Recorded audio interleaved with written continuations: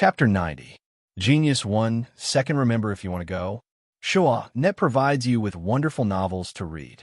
The Ant King was furious. With a wong sound, it flapped its wings. Where did this country bumpkin come from, actually daring to be rude to this great king? Love, go small, say, Netku. In the end, the chicken overlord was utterly defeated and was miserably beaten up. If it weren't for Chinyu secretly ordering him to hold back, he would have lost at least half his chicken life. Perhaps because it felt that it had been humiliated, the chicken overlord suddenly began to work hard. Every day, it woke up early and slept late, absorbing the essence of the sun and moon. It was as if it were training hard in order to wash away its shame. Chinyu was slightly comforted by this, but several days later, he discovered that the chicken overlord had sneakily snuck into the ant house. He didn't know what methods it used, but it quickly mixed in with the Ant King and became good friends. Then, a certain blind wild wolf was caught by the Ant King and its subordinates and taught a lesson. The chicken overlord looked down from high above. It glanced at Chinyu, as if saying, "Tremble, foolish mortal. This overlord has so many tricks up his sleeves. Is that something you can imagine?" Chinyu stopped the chicken overlord from continuing its rampage. He looked at the lone wild wolf and said, "I'll let you go once, and yet you still dare to come back. Do you think I won't kill you?" The wild wolf whimpered as it knelt down and kowtowed. Chinyu frowned.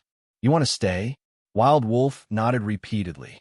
The chicken overlord immediately exploded. It jumped up and down and screamed nonstop, baring its teeth at the wild wolf. If it could speak, it would have definitely cursed the wild wolf. Chinyu suddenly had a thoughtful look. The chicken overlord quickly stopped, clearly nervous. Chinyu lifted a hand and pointed. "During this time, have you often disciplined it?" The wild wolf looked up at the chicken overlord, its face full of disdain. There was no need for him to nod his head. His attitude was convincing enough. The chicken overlord was driven mad. During the time that Chinyu was gone, it was simply a nightmare. That damned, despicable wild wolf, for some unknown reason, had suddenly become much fiercer than before and had even carried out inhumane tortures on it. Although it did not truly harm its body, the damage to its soul was even more serious. It couldn't stay, absolutely couldn't stay, but it was clear that the chicken overlord didn't have the authority to decide. Love, go small, say, Nekachin used lips curled up. Good. From now on, you will stay here and help me look after the medicine garden. The wild wolves prostrated themselves respectfully. From then on, a new scene appeared in the valley, a chicken and a wolf confronting each other. Of course, most of the time, it was the former's provocation that caused the latter's disdain, or the latter's anger caused the former to flee. It added some fun to the boring cultivation life in the valley. Wild Wolf changed his position so that he could lie down more comfortably. Basking in the warm sunlight, he felt warm all over and did not want to move. "It's been a long time since I've had such a good rest." I haven't lived long, so how could I have thought of the word a long time? It blinked its eyes and gritted its teeth helplessly. It thought to itself, "Here we go again. Recently, I've been thinking of something inexplicably and coming up with some messy ideas that don't make sense. Is it because I didn't rest well?" As a wild wolf that was born and raised here, it was well aware that Severed Spirit Mountain was lacking in spiritual strength and that it would greatly affect its cultivation. More than once, it had thought of leaving this place and seeing the outside world.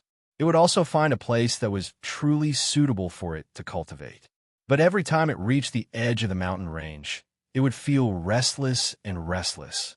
Then it would feel regret and finally turn back, giving up on the idea of leaving. After this happened several times, the wild wolf mocked itself for being a good-for-nothing fellow and gave up on the idea of leaving. But water flowed downwards and wolves walked upwards. It was also a wolf that had its own ideals and pursuits. Even if it was difficult to leave its homeland, it still hoped that it could become stronger. This mysterious mountain valley and the powerful master of the valley had allowed the wild wolf to see hope, so it had come here. But the result was that this place was even better than it had imagined. There was an abundance of spiritual strength, and the pills that were handed out were simply unimaginably perfect.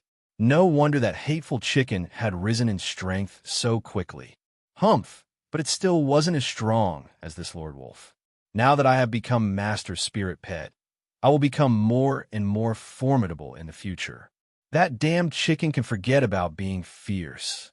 The wild wolf's claws scratched the wound on its face. This was left behind from the great battle between the chicken and the wolf. One of its eyes had also been pecked blind in that battle. If one had to say that the enmity of the blind, I was absolutely irreconcilable. It wasn't like it was some benevolent wolf girl, so how could it not bite that chicken to death after such a long time?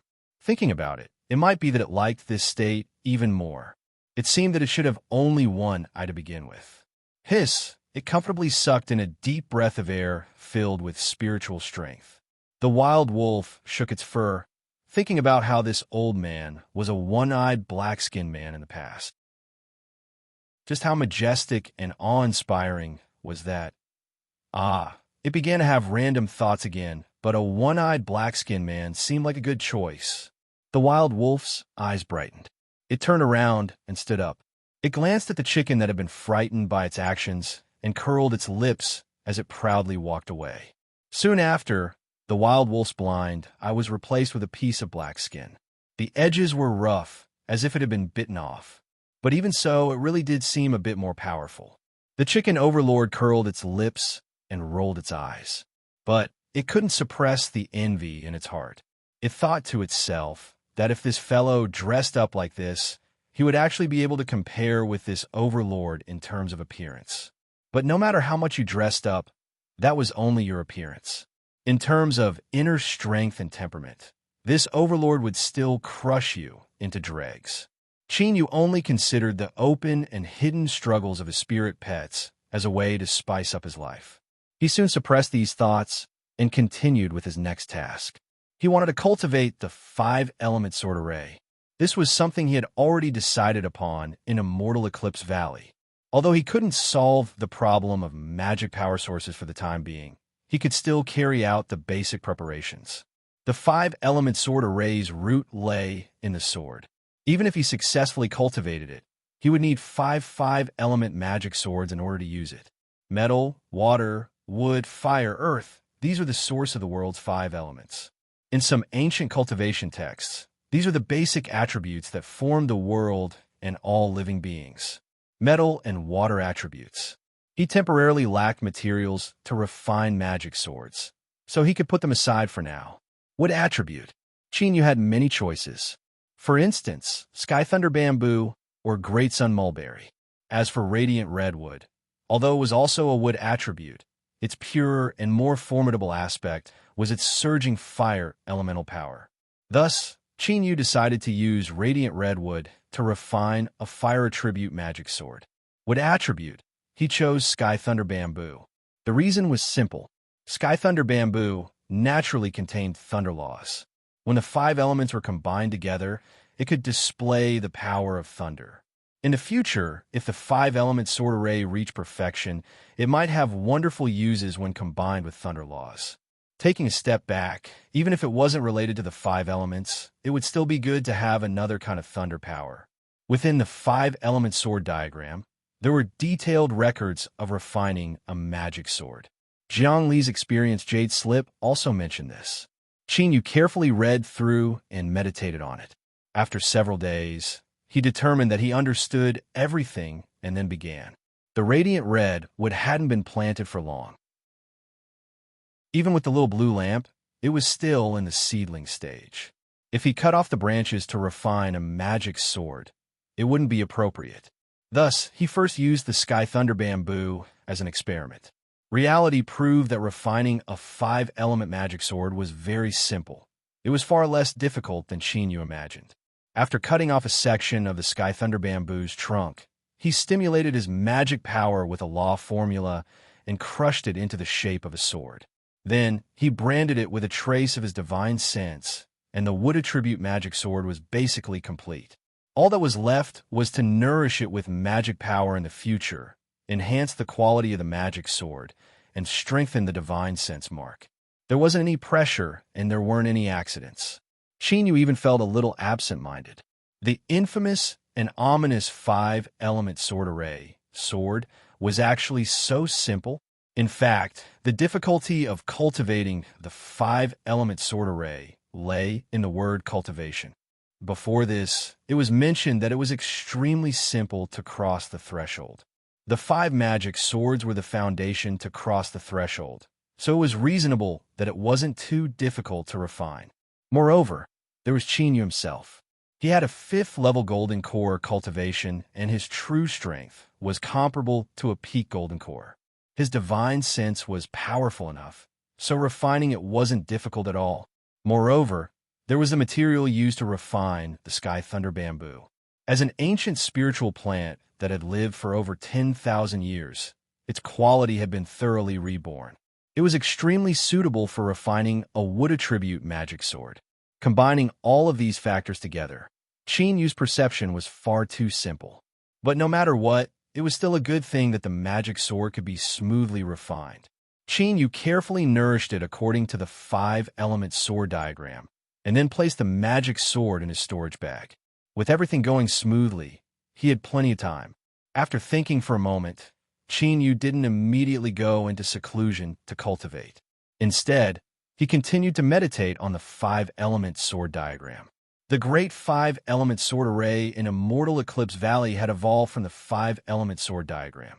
Qin Yu didn't have the wealth, boldness, or methods to do so, but he should be able to arrange a simplified version of the five-element sword array. The Radiant Red would have taken root here, and several precious spiritual plants were also in the valley. In terms of safety, he had to be a bit more cautious in order to avoid any accidents. Once he succeeded, with the purple-back blue-wing ants guarding the valley, the safety of the valley would rise. After studying for several days, Qin Yu began to work. But the difficulty of arranging the array formation still surpassed his imagination.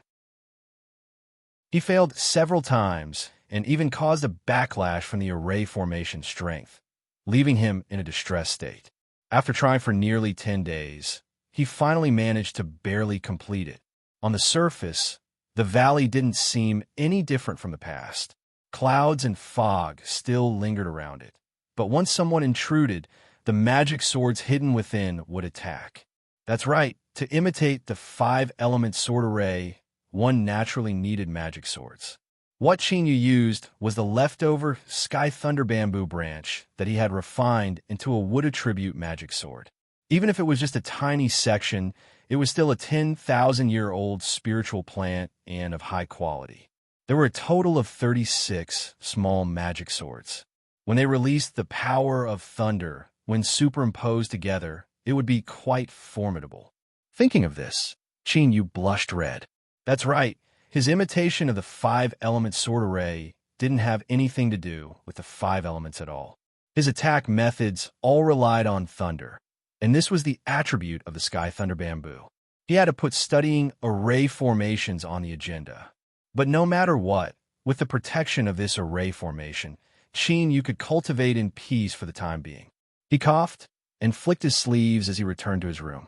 He ignored the wild wolf's dull eyes and the chicken overlord's undisguised disdain. There were still many pills refined by Immortal Eclipse Valley's pill disposal department. The wild wolf basked in the sun. It occasionally swept its eyes around, and after a brief daze, it bared its fangs. The chicken overlord glared at it like a tiger watching its prey. If there was a chance, it would encourage the Ant King to teach some eyesore bastard a lesson. Unfortunately, the Ant King had already received Qin Yu's orders. While it was playing around, it also accepted the offered pills and began to play around. The chicken overlord frowned inwardly, but it still maintained a smile on the surface. As it thought back to its carefree life in the past, and then looked at its current predicament, it couldn't help but secretly shed tears of sadness. Like this, time quietly passed. Strong winds rose up from the ground. The rich heaven and earth origin energy in the valley suddenly revolved and gathered towards the wooden house. Shwa. Qin Yu's eyes flashed open, a sharp light exploding from them. Golden core, 6th level. As he felt the powerful magic power rushing through his body, he smiled. Chapter 91. Genius 1, second remember if you want to go. Sure, Net provides you with wonderful novels to read. Whoosh, whoosh. The forest was mottled with light and shadows. Two gray shadows were moving at an astonishing speed. In the blink of an eye, they were already dozens of feet away. Love, go small, say, Netco upon closer inspection, it was a man and a woman. They were both handsome and beautiful, and their clothes were extraordinary. However, at this moment, they looked battered and exhausted. Wang Zifeng's arm was hit, and it was unknown what kind of weapon caused the wound. Black gas lingered around the wound, and blood flowed out. He swallowed the sex healing pills, but couldn't stop the bleeding. His face was pale, and his eyes, which used to be full of confidence and pride, couldn't help but reveal fear. From time to time, he would turn his head to look back in panic. Beside him, although Yun Xueqing's face was also pale, she was barely able to maintain her calm. At the very least, she wasn't as pathetic as him. Wang Zifeng gasped for breath, gritted his teeth, and growled, "Damn it, these people from the devil Dao actually dare to chase after us. I'll definitely pay them back double in the future." Yun Xueqing sighed inwardly. If he had the strength to do this, he might as well use it to escape. Suddenly, the view in front of the two suddenly widened. A large cloud appeared in front of them, completely enveloping the entire valley between the steep cliffs. Yun Xueqing was surprised. There were actually cultivators living in seclusion here. At such a close distance, she could clearly sense the faint fluctuations of the array formation in the clouds. After a brief pause, a look of hesitation appeared on her face. Wang Zifeng's eyes suddenly lit up. "Great! There's a fellow cultivator living in seclusion here. You and I can use the formation to temporarily hide, and we will definitely be able to repel the devil cultivator." He took a step forward and flew into the clouds. Yun Xueqing bit her lips and followed. Schwa. As soon as he entered, a restrictive force descended upon him. It wasn't very strong, and he felt as if he was wrapped in a layer of mud. Wang Zifeng shouted, "Which fellow Taoist is living in seclusion here?" "I am Wang Zifeng of the Jiang sect. I have encountered some trouble with my companions. I'll have to trouble Master to open the formation and let us temporarily hide." No response. Yun Xueqing said, "Perhaps Master isn't here." Wang Zifeng furrowed his eyebrows. "This is a critical moment. I can't care about anything else. Junior apprentice Sister Xueqing, please wait a moment. Once I break this array formation, we can talk inside." With a wave of his hand, he took out an item that was as blue as a water droplet. As he injected his magic power into it, it released layers of watercolored halos that quickly spread through the fog. Wang Zifeng relaxed a little. This treasure of his was called the Riverhar Droplet, and it was a famous magic tool that could break through barriers and array formations. If he abandoned this treasure and borrowed the power of the array formation here, he should be able to stop the demonic cultivators behind them for a moment. At that time, he and Yun Xueqing would be able to retreat. That's right, from the very beginning, he had the idea of taking the opportunity to escape. As a core disciple of the Jiang sect, the Jindan Dao was just around the corner. His life was extremely precious, so how could he take the risk here? As for what kind of trouble this would cause for the cultivators living in seclusion here, it was not within Wang Zifeng's consideration. Consider yourself unlucky to meet him. Yun Xueqing frowned. "Senior apprentice, Brother Wang, isn't this a bad idea?" Wang Zifeng didn't even turn his head. "When this matter is over, I will come to apologize and express my gratitude." The prerequisite was that the cultivator was still alive. Looking at the power of this formation, the person who set it up should have an average cultivation base. It would be quite difficult for him to struggle and survive in the face of the rage of the fiendish cultivators. Yun Xueqing hesitated for a moment, but in the end she didn't say anything. After all, she was also the one running for her life. But Wang Zifeng's performance had already drawn a giant cross in her heart. As she thought about the marriage that her father had mentioned, Yun Xueqing felt that it was best to consider this at length. The fog trembled and fluctuations began to appear. Wang Zifeng was overjoyed. It's done. But at this time, a sudden change occurred. Whoosh, whoosh, with the sound of breaking air, the fog violently tumbled, as if something were rapidly approaching. Before Wang Zifeng's complexion could change, the purple thunder arrived. The river-hard droplet was essentially a water attribute treasure. Facing the power of thunder, it wasn't able to resist at all. With a pitiful cry, Wang Zifeng's robes were scorched black, and smoke rose up from his body. His neatly combed hair was like withered grass that pierced the heavens. It was a miserable sight. Yun Xueqing cried out, "Senior, please show mercy."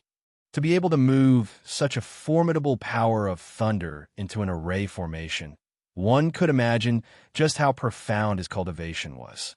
She cursed inwardly, thinking that Wang Zifeng had misled others and himself. Shua! The lightning scattered and 36 sword phantoms appeared in the fog. They immediately turned around and left. Yun Xueqing relaxed. Luckily, the master of this place wasn't some cruel and ruthless individual. Otherwise, it wouldn't be wrong for him to directly kill them. To forcefully break through an array formation without an invitation, that was already enough to kill a cultivator. The fog parted to the sides, and a figure stepped forwards. Yun Xueqing gathered her thoughts. Just as she was about to bow, her eyes widened and shock filled her face. Beside her, the charcoal-headed Wang Zifeng also revealed a mouthful of white teeth, as if he had seen a ghost in broad daylight. Qin Yu cupped his hands together. "Fellow Taoist Yun Xueqing, why are you here?" The charcoal-headed person beside her had already been automatically ignored. When they were beneath the radiant redwood, although he hadn't said much, he had still heard everything clearly. Moreover, this brat had tried to break through his array formation. How hateful! "Qin, fellow Taoist Qin Yu," Wang Xueqing cried out, "you're still alive." As she spoke, her face flushed red. She waved her hands again and again. "I'm sorry, that's not what I meant." Qin Yu smiled. "Some things happened, so I'm living quite well." But this time, he frowned. Outside the valley, a cold and gloomy roar sounded out. "Those inside, listen up. Hand over those 2 cultivators that escaped. Otherwise, no one will be left alive today." Yun Xueqing revealed an awkward expression. Qin Yu's thoughts raced, and he immediately guessed what was going on. He looked at Wang Zifeng, his eyes so cold that they caused a chill to crawl up his back. This brat actually wanted to divert the disaster to someone else. If it weren't for Yun Xueqing, he wouldn't have cared about whether he lived or died. "You two go in first. I'll deal with him." With a flick of his sleeves, the power of the array formation drew the two into the valley. Pa! Wang Zifeng and Yun Xueqing landed on the ground, but their surroundings were blurry. It was clear that Qin Yu had deliberately left behind the power of the array formation so that they couldn't see what was happening in the valley. "It's actually Qin Yu. I don't think he can last much longer." "Junior apprentice, Sister Xueqing, we should hurry up and think of a way to leave," Wang Zifeng said in a low voice. His eyes couldn't help but look towards the blurry depths of the valley. Yun Xueqing frowned. She said, "Senior apprentice Brother Wang, fellow Taoist Qin has already helped us resist a powerful enemy. That is already a great favor. So how could he run away without saying goodbye? Even if fellow Taoist Qin isn't a match, if the 3 of us join forces, we might be able to fight." Wang Zifeng revealed an embarrassed expression. He took several steps forwards. "Senior apprentice Brother Wang, since fellow Taoist Qin Yu doesn't want us to see what is happening in the valley, we shouldn't act rashly." Bang! There was a loud explosion in the fog above their heads. Deep purple thunder spread outwards. With a miserable scream, a charred man fell to the ground, twitching. Wang Zifeng shrank back. He had just tasted the power of purple thunder, so he had a good understanding of its taste. He had no idea where Qin Yu had obtained this treasure, but was actually able to control such a formidable power of thunder. To be able to deal with such a powerful demonic cultivator, he really had some dog's-it luck. Thinking of this, a trace of jealousy flashed in his eyes. Of course, he hid it well, so that no one could sense it. Yun Xueqing was pleasantly surprised. Thank you, fellow Taoist Qin. Qin Yu waved his hand. It was nothing. But why was this demonic cultivator chasing you down? Wang Zifeng interjected. We inadvertently angered him, so we were chased down. Looking at Yun Xueqing's complexion, it was clear that things weren't as simple as they seemed. However, Qin Yu had only casually asked without any intention of delving deeper into the matter. As he saw Wang Zifeng's fearful expression, he frowned inwardly. He turned to Wang Xueqing. Miss Yun, are you going to stay here and recuperate, or do you plan to do something else? Wang Zifeng quickly winked at Yun Xueqing. Yun Xueqing hesitated for a moment and said, Let's go. If we stay, we might cause trouble for fellow Taoist Qin. After all, the information was obtained by the two of them. Since Wang Zifeng was unwilling, it was not good for her to say anything more. Qin Yu nodded. That's also good. Then I will open the array formation and send you two out. With a flick of his sleeve, a passageway appeared in the fog outside the valley. The two thanked him and left. Qin Yu looked at the unconscious man on the ground. He frowned for a moment before composing himself. In the end, it wasn't a good idea to randomly kill people. Let's wait for him to wake up before making a decision. However, when he thought about how his peaceful seclusion had been disrupted by this accident, he couldn't help but smile bitterly. Sure enough, man proposes, but God disposes. There are always accidents in the world. But Qin Yu never expected that the accidents he would encounter would be far more than this. He tossed the unconscious, demonic path cultivator to the side and returned to his room to cultivate. Before he had finished refining several pills, his eyes flashed open. A sharp light exploded. He stood up. Light flashed around him, and he flew out of the wooden house. The wild wolf's lone eye flashed with a cold light. It arched its back and stared upwards. Its long fur stood up like steel needles as it howled without end. The chicken overlord's performance was far too humiliating. It slumped to the ground, its wings shivering as it held its head. Within the ant room, the sound of wings beating rang out. With just a thought, Qin Yu could fly out to meet the enemy. Wang Zifeng's face was drained of blood, as if his parents had died. His heart was filled with fear. All he could think of was that he could not die. He could not die. When that valley appeared in front of him, he clenched his teeth and said in a low voice, Junior Apprentice Sister Xueqing, if you want to live, then don't say anything. Leave everything to me. There was still blood at the corners of Yun Xueqing's lips. She hesitantly looked at him and then slowly nodded. Wang Zifeng loudly said, Seniors, it's right here. He pointed a finger. The person in the valley knows us. After he took away the jade slip, he drove us away. Now, the jade slip is on his body. Moreover, I'm sure that there must be some unrivaled treasure in this valley. If seniors manage to obtain some harvests, I ask that you show mercy and spare our lives. Yun Xueqing's eyes widened and her face flushed red. Senior Apprentice, Brother Wang. Junior Apprentice, Sister Xueqing. Please rest assured that I am not speaking nonsense. Although you and I weren't able to clearly see what was hidden in the valley just now, I know that Qin Yu made a mistake. I once inadvertently refined the soul of a spirit-searching mouse. So, I'm extremely sensitive to spiritual strength. If the heaven and earth spiritual strength in the valley is gathering by itself, then there must be some precious treasure within. Wang Zifeng bowed again and again. Seniors, everything I say is the truth. You will understand once you see it. The middle-aged man with the thin face and small eyes smiled. To sell out your savior so thoroughly, even in my demonic path, it is rare to see someone like you. Brat, you have great potential. Very well. As long as what you say is true and you haven't leaked out any information, then I will spare your life. Wang Zifeng was overjoyed.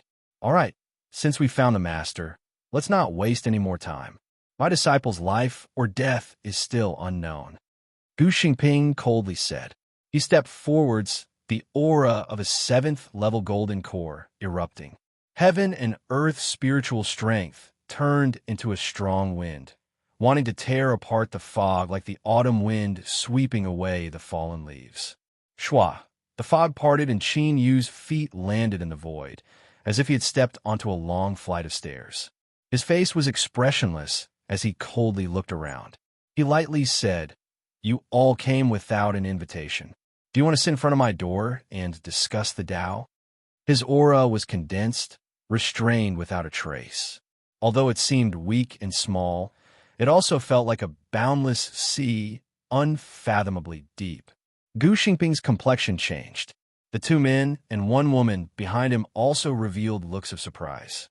They clearly never imagined that there would be a master living in seclusion in this wilderness. This wasn't a hasty conclusion.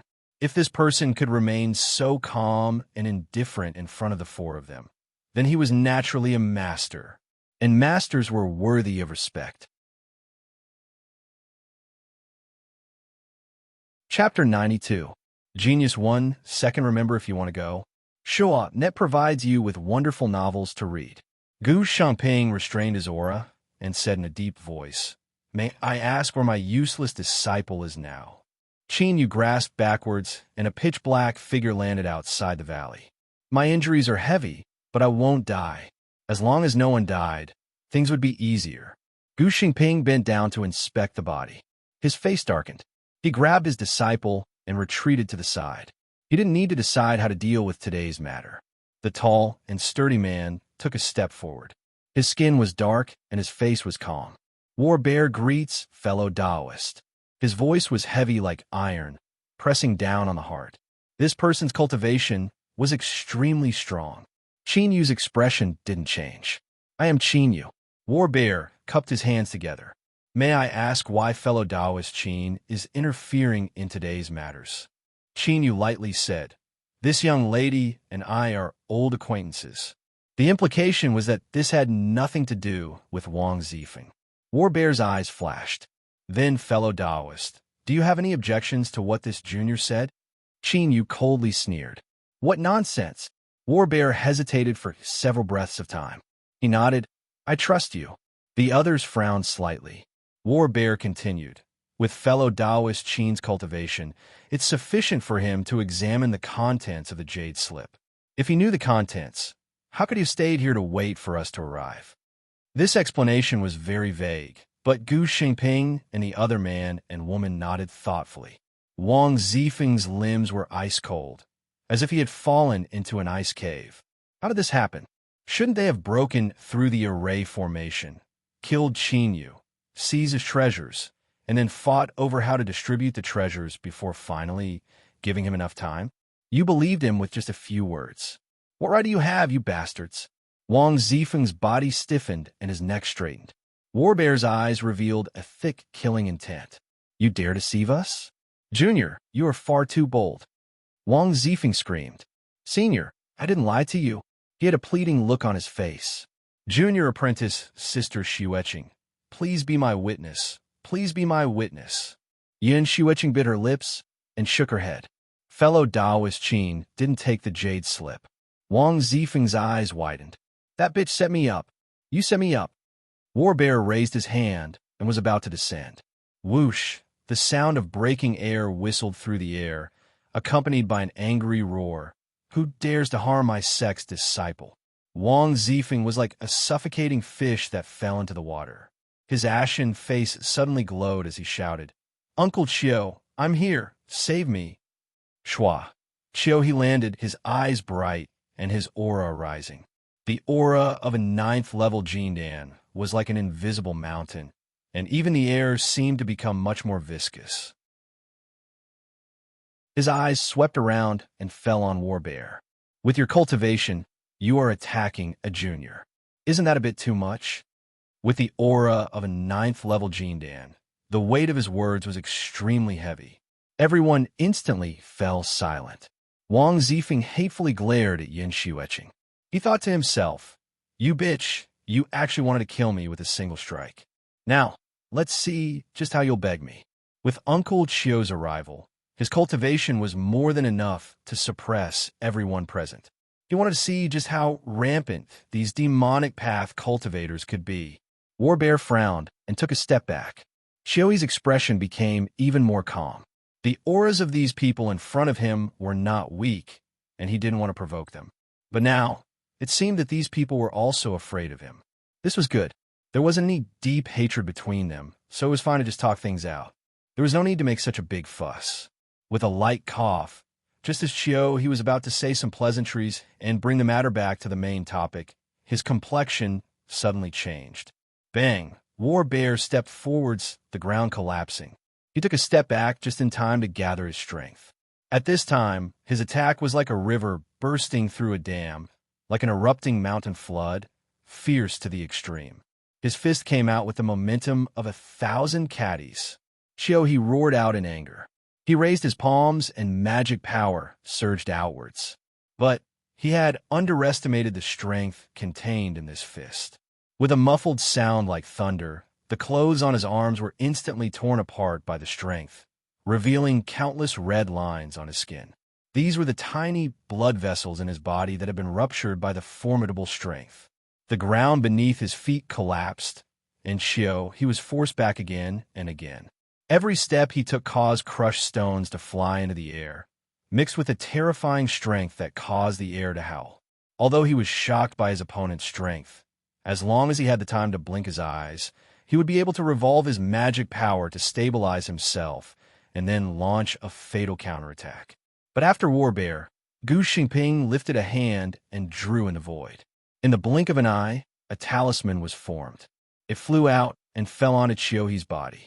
This talisman didn't have much killing power, but it had a sealing power. Its stronger function was to disturb the magic power within a cultivator's body, making it difficult for them to revolve. The magic power that wasn't flowing smoothly to begin with suddenly stagnated after being attacked by the talisman. Qiuhi stiffened, revealing a fatal flaw. Daoist Wu Yuan stepped forwards. Black light overflowed from the ground, wriggling like a living creature as it drilled into his body. Qiuhi's eyes instantly darkened and his face twisted with pain. The last female cultivator flicked her sleeves. The red ribbon flashed like lightning, but it seemed to be even more red than before. Puff! Blood broke through the skin of his neck, and his head was cut off, blooming like a gorgeous flower. 9th level golden core Qiu, he had died. And at this time, Warbear's figure came to a sudden stop. Slaughter energy rose up from his body. He turned around, his eyes locking onto Qinyu. Qinyu narrowed his eyes. His expression was dignified, but he didn't feel any fear. Time seemed to pause for several breaths of time. Warbear let out a deep breath. As if it were some sort of signal, the pressure in the air that caused one's heart to tremble began to quietly disperse. He cupped his hands together and smiled. Things happened too suddenly. I hope fellow Daoist Qin doesn't blame me. Qinyu had an indifferent expression. Is this a warning that everyone is giving me? Gu Xingping suddenly sneered. So what if it is? The relaxed atmosphere suddenly tensed up. Qinyu's eyes were cold. Then everyone, feel free to give it a try. His aura didn't change, but a trace of slaughter energy gushed out. It was thin and dense, causing several people to feel a chill run down their backs. If this slaughter intent could make them feel such dread, then it must have been condensed from killing cultivators of the same level. Moreover, there had been many of them. There was definitely more than one. Warbear hurriedly said, "This is a misunderstanding. Fellow Daoist Qin, please don't think too much about it." Gu Xingping's expression darkened. He coldly snorted and no longer spoke. Puff! Qiuhi's corpse fell to the ground. The smell of blood wafted through the air. Wang Zifeng, who had just recovered a bit of his spirit, sat where he was in a daze, as if he had lost his soul. As if sensing everyone's eyes on him, he shook and regained his composure. He began to weep. "Don't kill me, don't kill me." Warbear frowned. He lifted a hand and slapped out. Wang Zifeng's head exploded, and he followed in Qiuhi's footsteps, accompanying him in the Yellow Springs. Gu Xingping licked his lips. There's still one more. But killing such a beautiful woman would be a waste. I might as well enjoy her. Yin Xueqing paled. Qinyu lightly said, "She's my friend. You cannot touch her." Gu Xingping's face twitched. His eyes were cold and gloomy. "Qinyu, don't push your luck." Qinyu was expressionless. I will kill anyone who dares to touch her. Taoist Wu Yuan smiled. Fellow Taoists, please calm down. She's just a baby girl, so what does it matter if you kill her or not? Let's first see if the jade slip is intact. Warbear nodded. Yes. He rummaged through Wang Zifeng's headless corpse and found a jade slip. After probing it, he smiled. The seal is still there. Taoist Wu Yuan turned around. The seal is still there. These two juniors clearly don't know what's inside. If that's the case, then fellow Taoist Gu might as well be merciful and let this baby girl go. Gu Xingping flicked his sleeves and turned around. Warbear said, Fellow Taoist Qin, this baby girl can be spared, but you must guarantee that she won't tell anyone about what happened today. Qin Yu lightly said, When you killed her, I didn't interfere. The implication was that if this matter were to spread out, it wouldn't benefit him in the least. He turned and said, Miss Yin, I wonder if I can keep you as a guest in my valley for a period of time? Yin Xueqing had a grateful look in her eyes. She quickly said, Of course. For the next month, I won't take half a step out of the valley. Warbear and Wu Yuan's complexions relaxed. In a month, this matter should have ended long ago. So what if this girl spoke of Qiu He and Wang Zifeng's deaths? In these past years, they had already killed many people. Of the four, the only female cultivator suddenly said in a soft voice, Fellow Taoist Warbear, do you think fellow Taoist Qin can participate in what happens next? Warbear smiled. Fairy Maiden is thinking the same thing as me. But this matter still requires the four of us to agree. Taoist Wu Yuan's eyes flashed. I have no opinion. He looked at Gu Xingping. Brother Gu, the overall situation is the most important. There is no need to haggle over such minor matters. Gu Xingping's complexion darkened. After a long time, he coughed and agreed. Warbear cupped his hands together. Fellow Taoist Qin, we have discovered a treasure land. I wonder if you would like to join us. Of course, there is no guarantee of harvests, but there will definitely be risks. Qin Yu's eyes fell on the jade slip. He hesitated for a moment and then shook his head. I don't want to do anything these days, so I won't compete with you all for benefits. Warbear found it hard to hide his disappointment, but he didn't say much. After exchanging some pleasantries, they bid their farewells and left. As he watched them leave, Qin Yu's taut heart finally relaxed a little. These four people were all at the late Golden Core realm, and their eruption of strength was even stronger. With Qin Yu's strength, he didn't have the slightest chance of victory. Of course, it wouldn't be difficult for him to escape unscathed. With the blood escape art, Warbear and the others could only watch helplessly. This was why he had the confidence to act tough. He wouldn't be like Qiu He, a dignified 9th-level Golden Core master of the Southern Empire and Northern Empire. If he lost his life because of a moment of carelessness, he would die an unjust death. Suppressing his thoughts, Qin Yu turned and led the way. Miss Yin, for safety's sake, please. Yin Xueqing closed her eyes, her long eyelashes trembling. I'll have to trouble fellow Taoist Qin to lead the way. This girl's thoughts were quite exquisite. Qin Yu smiled. With a flick of his sleeves, he wrapped her up and stepped into the fog. Gu Xingping's complexion was ugly.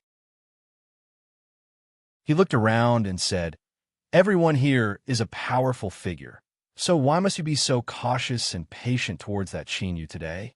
Isn't that beneath our status? Taoist Wu Yuan chuckled. Fellow Taoist Gu, why ask a question you already know the answer to? This Qin Yu, he isn't easy to deal with. The female cultivator's clothes fluttered in the wind. Fellow Taoist Qin has killed at least 10 golden cores. Otherwise, he wouldn't have been able to condense such slaughter energy. Gu Xingping clenched his teeth. So what? If you and I join forces, can't we kill him? Warbear said in a low voice. Although we haven't fought, I can confirm that Qin Yu is far more difficult to deal with than that Xiu cultivator. If you and I join forces, we might be able to kill Qin Yu, but there's also a chance of casualties. The current important matter is the most important. I don't think fellow Taoist Gu would want to cause any side issues just because of this. All right, let's put this matter aside for now. Fellow Taoist Gu, what are your calculations? Gu Xingping took a deep breath. Although I haven't locked onto the entrance, I've already determined the approximate range. It should be within several dozen miles. Give me 3 more days. War Bear nodded. I'll have to trouble fellow Taoist. Gu Xingping revealed a smug expression. Taoist Wen curled his lips, a flash of contempt in his eyes. Someone who was obsessed with women and didn't have the least bit of subtlety. Just how did he manage to survive until today? Whoosh, the group sped away. However, no one discovered that when Gu Xingping turned around, a strange light flashed in his eyes.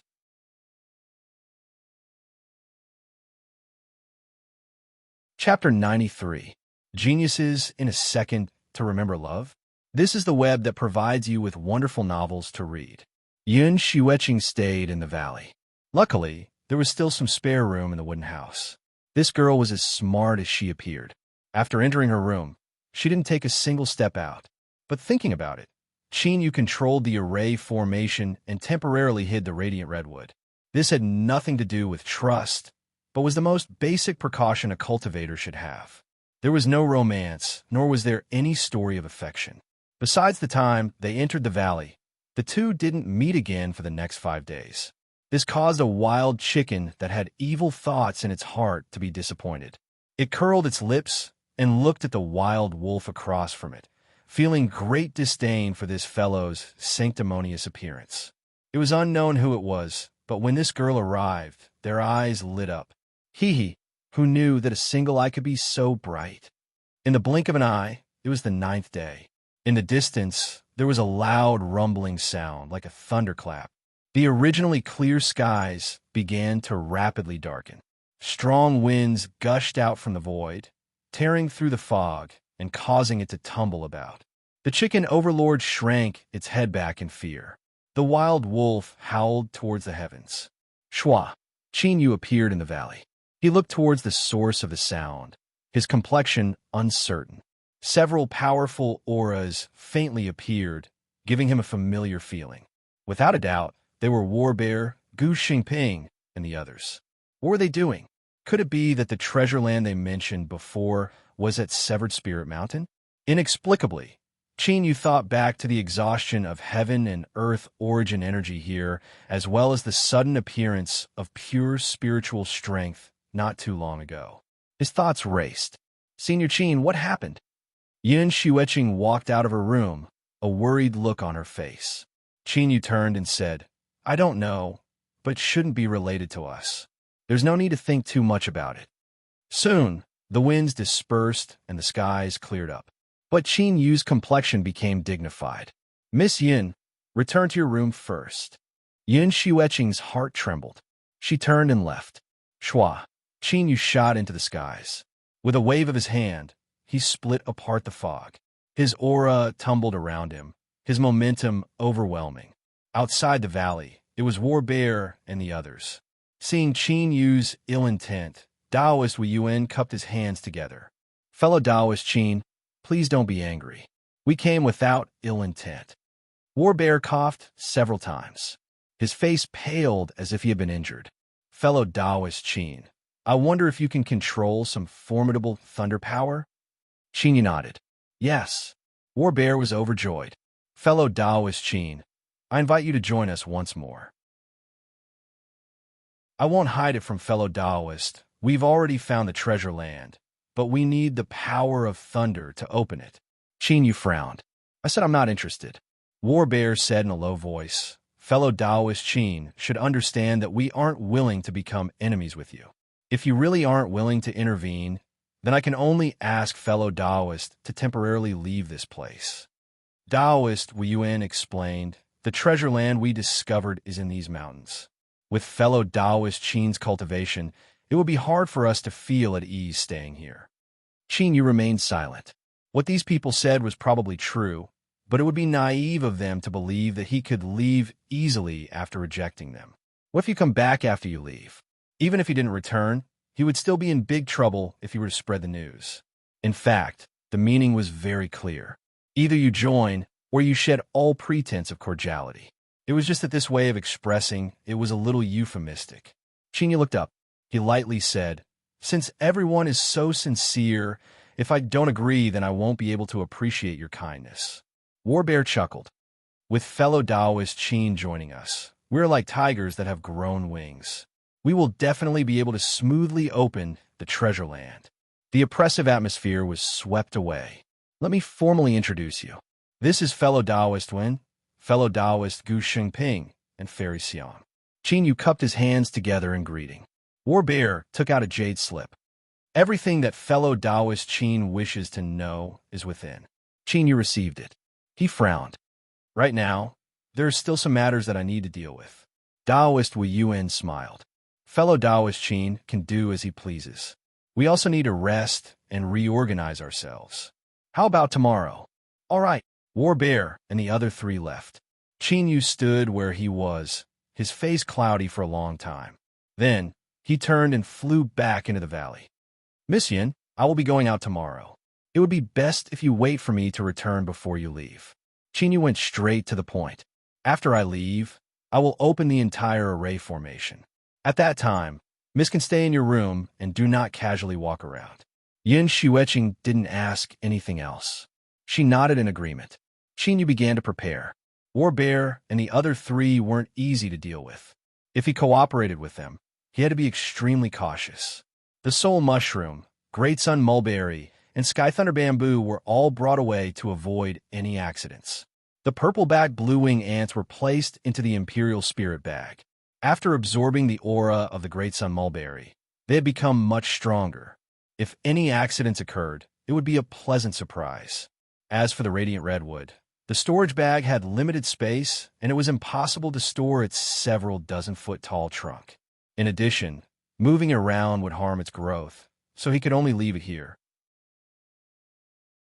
However, the power of the valley protecting array formation had already been opened to its strongest state. In addition, there were also the 36 Sky Thunder Bamboo flying swords. If someone were to break in, they might not be able to do anything. Finally, he carefully inspected the storage bag. After making sure that there were all sorts of pills, Qin Yu sat down and took out a jade slip. After carefully probing the jade slip and determining that there was nothing wrong with it, Qin Yu probed it with his divine sense. There was a bit of resistance, but as his divine sense strengthened, it was easily broken. After a long time, Qin Yu opened his eyes, a sharp light surging within them. There was a great deal of information in the jade slip, and many of them were pieced together in a messy manner. To summarize it simply, in ancient times, a nascent soul powerhouse had sealed away his own cave dwelling before he died. After many investigations, this matter was determined to be true. The treasure land that War Bear and the others spoke of was here. A nascent soul cave dwelling. And it was an ancient cultivator. No wonder War Bear and the other three cared so much about it. In order to prevent news of this from leaking out, they didn't hesitate to kill Qiu He. The Southern Empire and Northern Dynasty added together represented a territory of hundreds of thousands of miles. Just how vast and boundless was that? Even though the cultivation world had withered and there were still several hundred golden core cultivators, there were only around 10 nascent soul powerhouses. Even if some hidden old monsters were added in, there were 15 at most. Which golden core didn't want to become a nascent soul? And the ancient cultivator's cave dwelling contained this possibility. Once this matter was revealed, it would inevitably set off endless storms in this part of the world. There might even be a great war between the righteous and demonic paths. Qin Yu took a deep breath and suppressed the shaking in his heart. His eyes brightened. After learning about the nascent soul cave dwelling, his mentality had changed. Since he wanted to intervene, he would do his best. Perhaps to him, this matter was a turning point in his cultivation. Closing his eyes, the magic power within his body revolved according to his will. Qin Yu calmed his mind, striving to reach his peak state. The next day, when the skies were still dark, War Bear and the other three arrived. Shua. The fog parted and Qin Yu stepped out. Gu Shengping looked into the fog. Fellow Taoist Qin, have you put away the treasures? By the time we return, they might have already been stolen clean. Qin Yu lightly said, there's no need to worry about it. This was the feeling of a fist landing on cotton. Gu Shengping paled. War Bear changed the topic. If there's nothing else, let's go. Humph. Gu Xingping was the first to fly away. Taoist Wu Yuan smiled and followed behind. War Bear and Fairy Xiang glanced at each other, a bit of worry in their eyes. Qin Yu was the last. He looked at Gu Xingping's back and frowned. This person's disciple had been severely wounded by him, and yet he had been able to patiently endure it, not revealing anything at all. So why did he cause so much trouble afterwards? It was as if he was deliberately trying to antagonize him. Was he overthinking things? Or was this Gu Shangping secretly plotting something else? Severed Spirit Mountain was extremely large, and the mountain terrain was extremely grim. If a mortal were to climb over it, they might not even be able to climb a single mountain peak in several days. But to a golden core cultivator, 100 miles could be crossed in the blink of an eye. When Gu Xingping stopped, the group of people stood between two large mountains. The mountains were straight like two long spears that pierced into the heavens, exuding a fierce and overbearing aura. The ground was a mess, cracked and scorched black. There was even a 10-foot pit that plunged deep into the ground. As he looked down, he felt a stabbing pain in his eyes. Qin Yu's heart chilled. It seemed that this so-called treasure land wasn't simple at all. War Bear shook his head and bitterly smiled. Yesterday, we suffered a great deal here. Now that we've invited fellow Taoist Qin Yu, there shouldn't be any mistakes. Gu Shengping coldly coughed. That will depend on whether or not his power of thunder is strong enough. Fairy Xiang said in a soft voice, "All right, it's about time. Fellow Taoist Gu, you may begin." Gu Shengping smiled. "Very well, I will begin." He coldly glared at Qin Yu. "Listen to my command and display your thunder." His figure flashed, and he flew into the air, just in time to arrive between the two mountains. At this time, the sky was bright, but not yet bright. In the east, there was the white of dawn, and in the west, there was still a waning moon. Gu Xingping took a deep breath, a solemn expression on his face. He naturally revealed the bearing of a grandmaster. As the light at his fingertips fell into the air, ripples appeared. His movements weren't fast, but they were extremely stable. Every finger he sent out and took back took exactly the same amount of time. As the ripples of light spread out, the white of dawn in the east and the waning moon in the west suddenly brightened. This wasn't an illusion. It was truly releasing light that illuminated the world. Or, it was more accurate to say that there was some invisible strength pulling in the light from a large area and concentrating it in this narrow area. This was because at this time, the area between the two mountains suddenly darkened. Qin Yu was filled with praise. Regardless of what sort of person Gu Xingping was, his cultivation in array formations could be considered outstanding. As for the mystical power of array formations, it left behind an extremely profound mark in his heart, making him even more determined to study it. Gu Xingping's complexion became increasingly dignified. The speed at which his fingers fell began to rapidly rise until they connected together. Magic power surged around War Bear, Taoist Wen, and Fairy Xiang. Qin Yu knew that the critical moment had arrived. Suddenly, a dazzling golden light shot out from the east. There were clearly countless wisps, but as they entered the space between the two mountains, they condensed into a single beam. Like an arrow, it shot out from the blazing sun. At the same time, the extremely dim waning moon erupted with a brilliant light.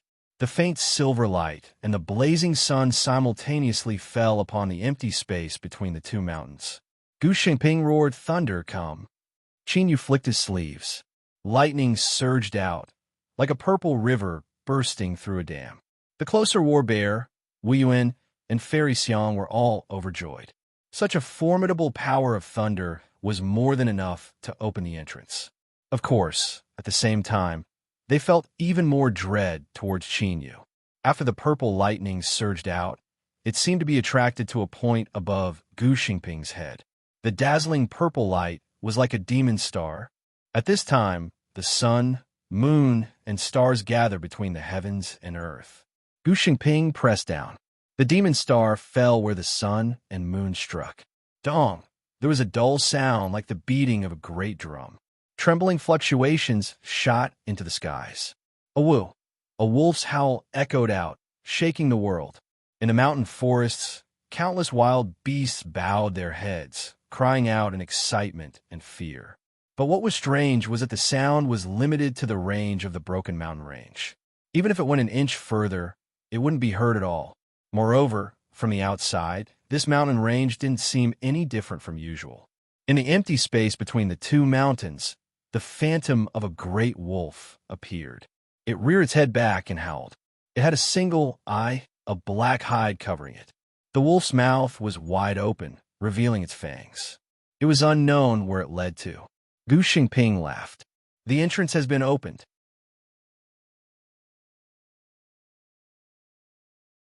Chapter 94. Genius 1, Second Remember If You Want to Go. Shua Net provides you with wonderful novels to read. Between the two mountains, there was a phantom of a giant wolf. Deep within that malevolent wolf maw was the cave abode of the ancient cultivator's nascent soul. Wisps of pure heaven and earth spiritual energy flowed out from it. Qin Yu's thoughts stirred. He thought about how Severed Spirit Mountain was lacking in heaven and earth origin energy, how the array formation spirit stones had lost a great deal of spiritual strength, and how it had suddenly recovered recently. Perhaps all of this was because of this cave abode. War Bear turned around and said in a deep voice, "Everyone, the first one to enter might obtain a decisive opportunity, but there is also a possibility of falling into danger. I am willing to take the lead. Does anyone have any objections?" Gu Shangping said, "I've already broken through the outer formation of the Immortal's Cave, but according to my judgment, there are still dangers inside. Fellow Taoist Xiong has a profound cultivation base and a strong physical body, so you're indeed a suitable candidate." Taoist Wen and Fairy Xiong hesitated for a moment before nodding. Qin Yu naturally had no objections. War Bear cupped his hands together.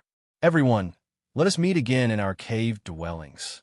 Whoosh! He soared into the sky and flew into the wolf's mouth without hesitation, disappearing into the darkness. Gu Xingping turned around and said, "Fellow Taoist Xiong, stand firm, and I'll continue breaking the formation. I'll be the second to enter. What do you think?" Taoist Wu Yuan's eyes flashed. "I actually think that fellow Taoist Gu should stay behind so that he can respond to any changes in the array formation and avoid any accidents." Gu Shengping's face darkened, and he said coldly, "If that's the case, all of you will leave together. I'll be the last." Fairy Xiong lightly said, "Let fellow Taoist Qin stay with fellow Taoist Gu. That way they can take care of each other." Taoist Wu Yuan nodded. "That's right." Gu Xingping hesitated for a moment before letting out a cold snort and not saying anything else. Qin Yu thought for a moment and nodded. "You two, let's go." Whoosh, whoosh, Taoist Wu Yuan and Fairy Xiong flew away. A strange light flashed in Gu Xingping's eyes. He turned around impatiently. "Later, you'd better follow me closely. Otherwise, don't blame me for not warning you if something happens." Qin Yu narrowed his eyes. "Fellow Taoist Gu, don't worry. I will watch over you." He seemed to be referring to something. "Love, go small, say, Netka." Gu Xingping's heart skipped a beat. He snorted and turned his head. "Let's go." Qin Yu's figure moved, and he stuck close to Qin Yu's back. On his calm face, he had already concentrated 120% of his concentration. Entering the wolf's mouth, their vision suddenly turned dark, as if all light had been devoured by the wolf. Then, a tearing feeling came from all over his body, extremely fierce. Even with his powerful demon body, he still felt a bit uncomfortable. After several breaths of time, the scenery around him changed, and he appeared in a garden. Withered leaves covered the ground. No one had taken care of it all year round, and weeds grew everywhere, destroying the scenery in the garden. Not far away, a rock garden was covered by vines, revealing only a few edges, which were mottled. Taoist Wu Yuan and Fairy Xiong were several dozen meters away. There were several broken vines on the ground, their complexions grim. Seeing Qin Yu arrive, his eyes brightened for a moment before darkening. "Where is fellow cultivator Gu?" Qin Yu frowned. Gu Shangping, who had been right in front of him, had disappeared without a trace. Taoist Wu Yuan and Fairy Xiang also had ugly complexions. By the time they arrived, War Bear was nowhere to be found. However, there were traces of broken vines on the ground, so he should have left of his own accord. Now, Gu Xiangping had also disappeared. The ancient nascent soul cultivator's cave dwelling had just been opened, and the situation had become strange. Taoist Wu Yuan said, "You too. It looks like you and I should join forces." Fairy Xiang said, "That should be the case." Qin Yu nodded. He walked towards the two, but soon his complexion darkened. He had already taken several steps and was at least several meters away. But the distance between him and Taoist Wu Yuan and Fairy Xiang didn't shrink at all. Rather, it grew even further. Stopping, Qin Yu flicked his sleeves. Magic power wildly surged out, rolling up the fallen leaves on the ground. With a flick of his sleeves, countless withered leaves flew into the air. But when they fell to the ground, they were exactly the same as before. Even the distance between each leaf didn't change at all. Array formation. Qin Yu's complexion was dignified. Taoist Wen and Fairy Xiang's eyes widened. From their expressions, it wasn't hard to guess that there were countless wild horses galloping about in their hearts. Qin Yu, whose hands were covered in blood and his slaughter energy was astonishing, and his strength was unfathomably deep, was actually an array formation idiot. He couldn't even leave a mere trapping array formation. How had he cultivated to this day? The path of array formations was widely used. In addition, there were cultivators like Gu Xiangping who specialized in the power of array formations. Thus, most cultivators would learn a thing or two during their long lives in order to avoid being plotted against by others in the future. It was normal for the energy refining realm to not understand array formations, and the foundation establishment realm wasn't much either. But for a Golden Core Realm Master, especially one at the late Golden Core Realm, to have 9 out of 10 points in the path of array formations, that was far too rare. And with this, he still dares to follow us into the cave dwelling of an ancient nascent soul cultivator? Didn't he know that these ancient cultivators loved to weave a net of array formations around their residences? As the two looked at Qin Yu, there was a bit more pity in their eyes. Was it because the ignorant had no fear, or did he really not know how to write the word death? Taoist Wu Yuan coughed. "Fellow Taoist Qin, I think you should stay here and not move around." Fairy Xiang nodded. Although there aren't any powerful array formations here for now, no one can be sure if there are any other fierce methods hidden here. It is indeed dangerous to recklessly rush in. Qin Yu's complexion was ugly. Taoist Wu Yuan and Fairy Xiang turned and left. Their movements weren't any different. They simply turned around and walked away normally. But they were relaxed and carefree, as if the array formations in this garden didn't exist at all. After several steps, the two of them seemed to enter the fog. Their figures blurred, and they vanished from sight. The gloomy expression on Qin Yu's face faded. He looked behind him, a solemn expression on his face. The moment he stepped into this place, he discovered that Gu Xiangping had disappeared. But there was something else that had occurred at the time that had caused his heart to skip a beat. Thus his reaction had been a beat slower. The magic power within his body was rapidly circulating. This wasn't because he was urging it, but because it was natural and joyful. This was the call of magic power. It was as if there was something in this cave dwelling that came from the same source as him, calling out to him. Was this real? Or was it a disguise of an array formation, a trap laid down by an ancient cultivator? After hesitating for a moment, Qin Yu's pupil shrank. He stepped towards the direction of the call, and as if he were stepping into a trickle of water, he could feel the strength of the array formations in the courtyard. But at this time, this strength no longer had any effect on him. Qin Yu's eyes brightened. After several steps, he arrived behind the rockery and vanished from sight. After a moment, several withered leaves on the ground suddenly opened up, and a small snake the thickness of a thumb drilled out. Its cold and gloomy eyes swept around before revealing a look of anger. Then it turned and drilled back into the leaves. Outside the garden, on a small bridge that was covered in vines, Taoist Wen casually flicked his sleeves and put away the little black snake. His face darkened. Fairy Xiang's eyes flashed. "What is it?" Taoist Wu Yuan shook his head. "It's nothing." As he spoke, he took several steps forwards. Then, with a cry of alarm, a vine wrapped around his feet and dragged him away. Fairy Xiang angrily shouted out. Powerful fluctuations of magic power erupted. Dozens of feet away, Taoist Wu Yuan easily stood up. The vines that wrapped around his body had already withered and turned pitch black. Glancing at the magic power fluctuations, Taoist Wu Yuan turned and walked away, his speed more than double that of before. This ancient cultivator cave dwelling was first discovered by War Bear. He knew some secrets and had other plans, so this was within his expectations. But with Gu Xingping and Qin Yu disappearing one after another, his confident plan had suddenly become passive. He had to hurry up, otherwise he feared he wouldn't even be able to fish out a single drop of soup from this ancient cultivator cave dwelling. After turning around the rockery, there was a small gravel path. Even though it was covered with withered leaves, he could still feel the hardness and sharpness of the ground beneath his feet. Qin Yu didn't doubt that if he didn't follow the summoning of magic power, the moment he stepped onto this small path, the terrifying strength contained within it would have exploded. At the very least, blood would have gushed out. The path of forbidden array formations. The path of forbidden array formations. The path of forbidden array formations. Important things had to be repeated 3 times.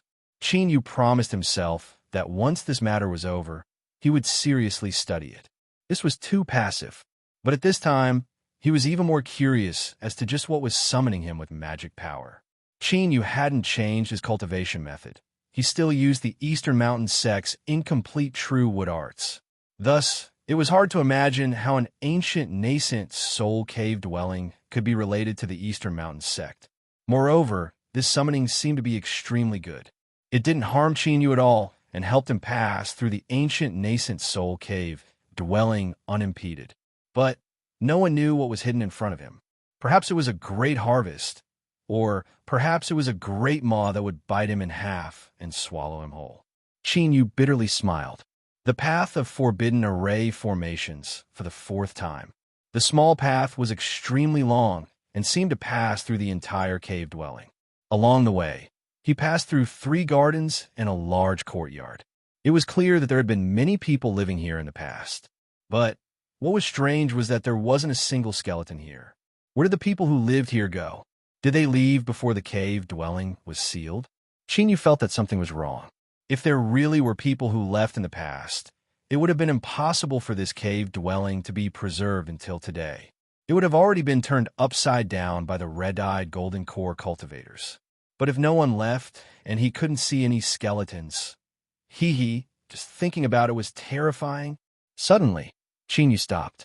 He stood on the gravel path and looked to the side with sharp eyes.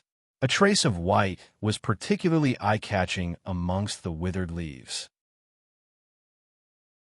With a flick of his sleeves, withered leaves and branches flew away to reveal a headless skeleton. He had been wondering why there weren't any skeletons, but now that he saw it, he didn't relax at all.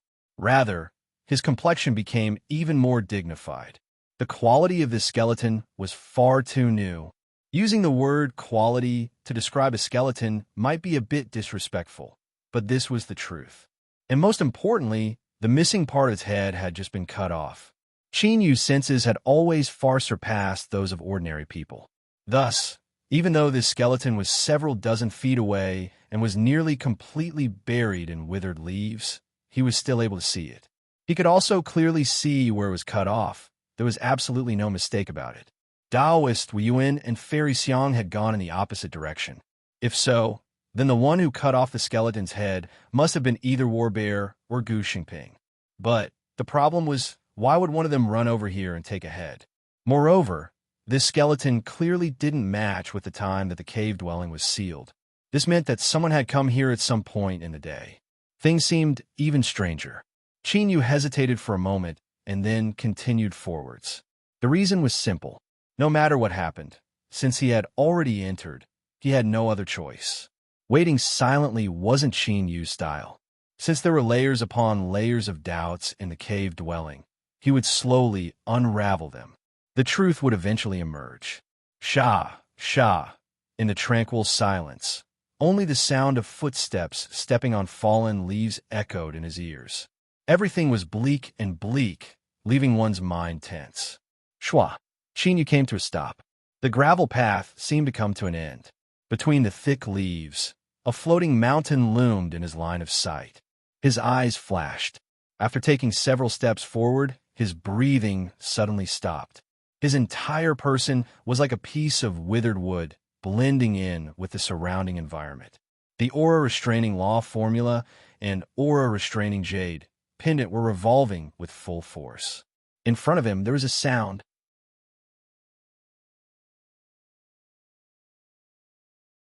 Chapter 95. Genius in a Second to Remember Love? This is the web that provides you with wonderful novels to read. The floating mountain was 1,000 feet high. It was blue in color and completely bare. In the middle of the mountain was a black cave that led straight into the mountain. Below was a mountain valley. There was a round pond and sculptures in the valley. It was one with the surrounding mountains and forests. It was clear that the scenery here in the past must have been excellent. Now, the round pond hadn't dried up yet. It was covered in green and rotten black leaves that emitted a pungent stench. The sculptures were crooked and broken, as if they had experienced a great upheaval. Two figures faced each other from afar. As they stood in the mountain valley, magic power surged around their bodies, causing the leaves and stones on the ground to rustle and rustle. Taoist Wu Yuan's face was full of praise. Fellow Taoist, Gu has truly hidden his strength. Your disguise is so exquisite that I didn't notice anything before. He paused for a moment and continued to say, it seems that fellow Taoist Gu deliberately became enemies with Chinyu because he had a plan in mind. He wanted to use the discord between the two of you to dispel our worries. That's right, with fellow Taoist Gu's exquisite array formation skills. After seeing Chinyu's cave dwelling, you must have realized that he didn't know anything about array formations at all.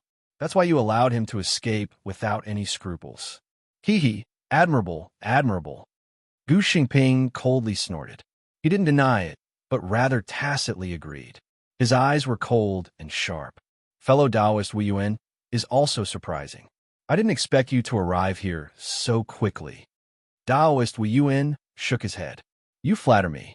The reason I was able to arrive here so quickly is all thanks to fellow Taoist Gu. Gu Xingping's complexion changed. He roared out loud, and magic power surged around him. A small white insect was shaken out and crushed to pieces in midair. A location-locating Gu insect. Taoist Wu Yuan nodded. Fellow Taoist Gu is quite knowledgeable.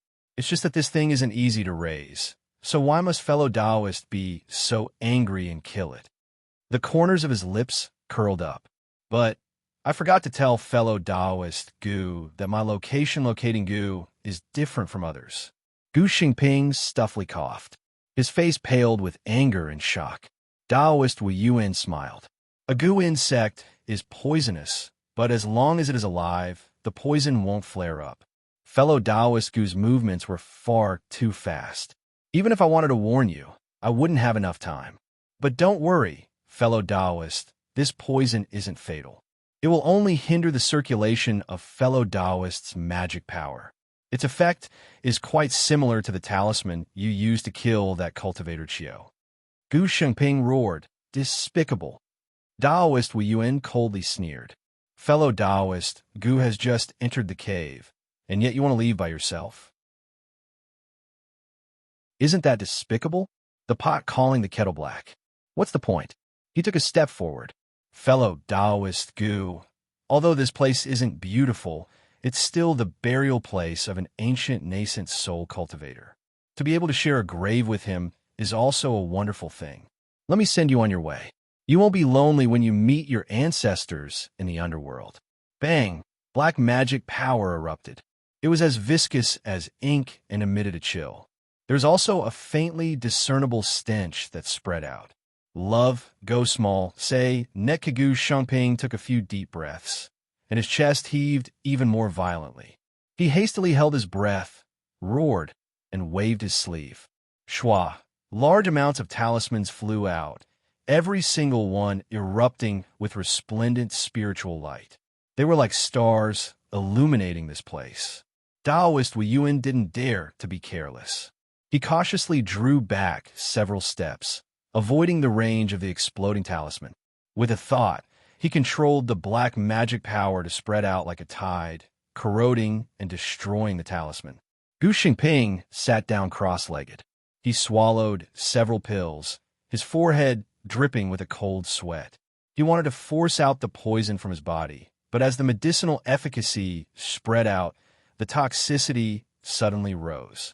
With a stuffy cough, Gu Xingping spat out a mouthful of black blood. Give up. Wu Yuan's products are all top quality.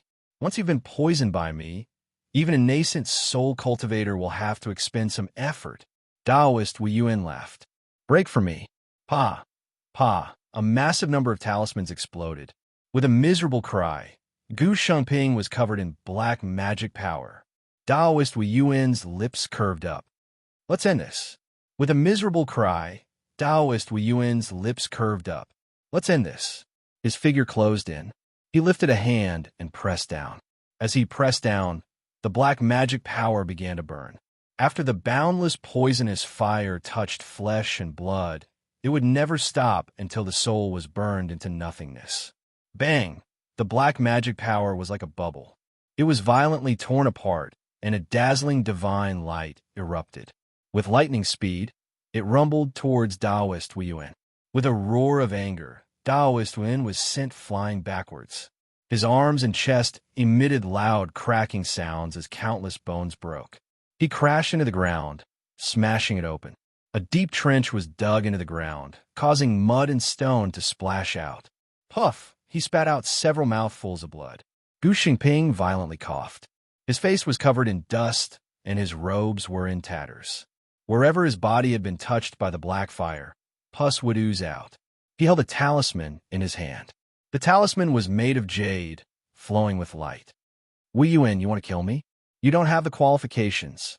Taoist Wu Yuan clenched his teeth. Gu Xingping, do you think you can preserve your life like this? He lifted his hand, and a small black snake crawled out from his sleeve. He bit down on the snake's head and swallowed down the snake's blood and venom. Taoist Wu Yuan's aura rapidly stabilized. Gu Xingping's complexion changed. He took out a scarlet pill and swallowed it. He pitifully smiled. I never thought that I would have no choice but to swallow this 5-poison pill today. His complexion darkened. Because of this, 50 years of my life have vanished into nothing. You ignorant fool, Wu Yuan.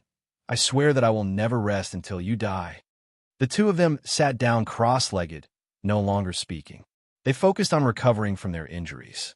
Although their faces were cold and expressionless, they still felt regret in their hearts. It had to be known that 5 people had entered the ancient nascent soul's cave dwelling today. If they were discovered by others in their current state, the consequences would be dire.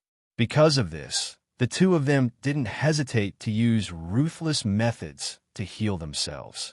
As for each other, although they wished they could tear each other to shreds, they wouldn't easily kill each other before they had the strength to protect themselves. The area beneath the floating mountain fell silent. Qin Yu's thoughts stirred. The magic power within his body suddenly revolved. Just as he was about to attack, a trace of red flashed in the distance. It was dazzling. Qin Yu's aura instantly fell silent. With 2 angry roars, Gu Xingping and Taoist Wu Yuan attacked at the same time, sending the red thread flying away. But because of this collision, all of their efforts to heal themselves were wasted. At the same time, they wept tears of blood. Whoosh! The red thread flew back like a bolt of lightning. Fairy Xiang stepped forwards. This was a woman who had the appearance of a 25 or 26-year-old, but the eyes of a 35 or 36-year-old.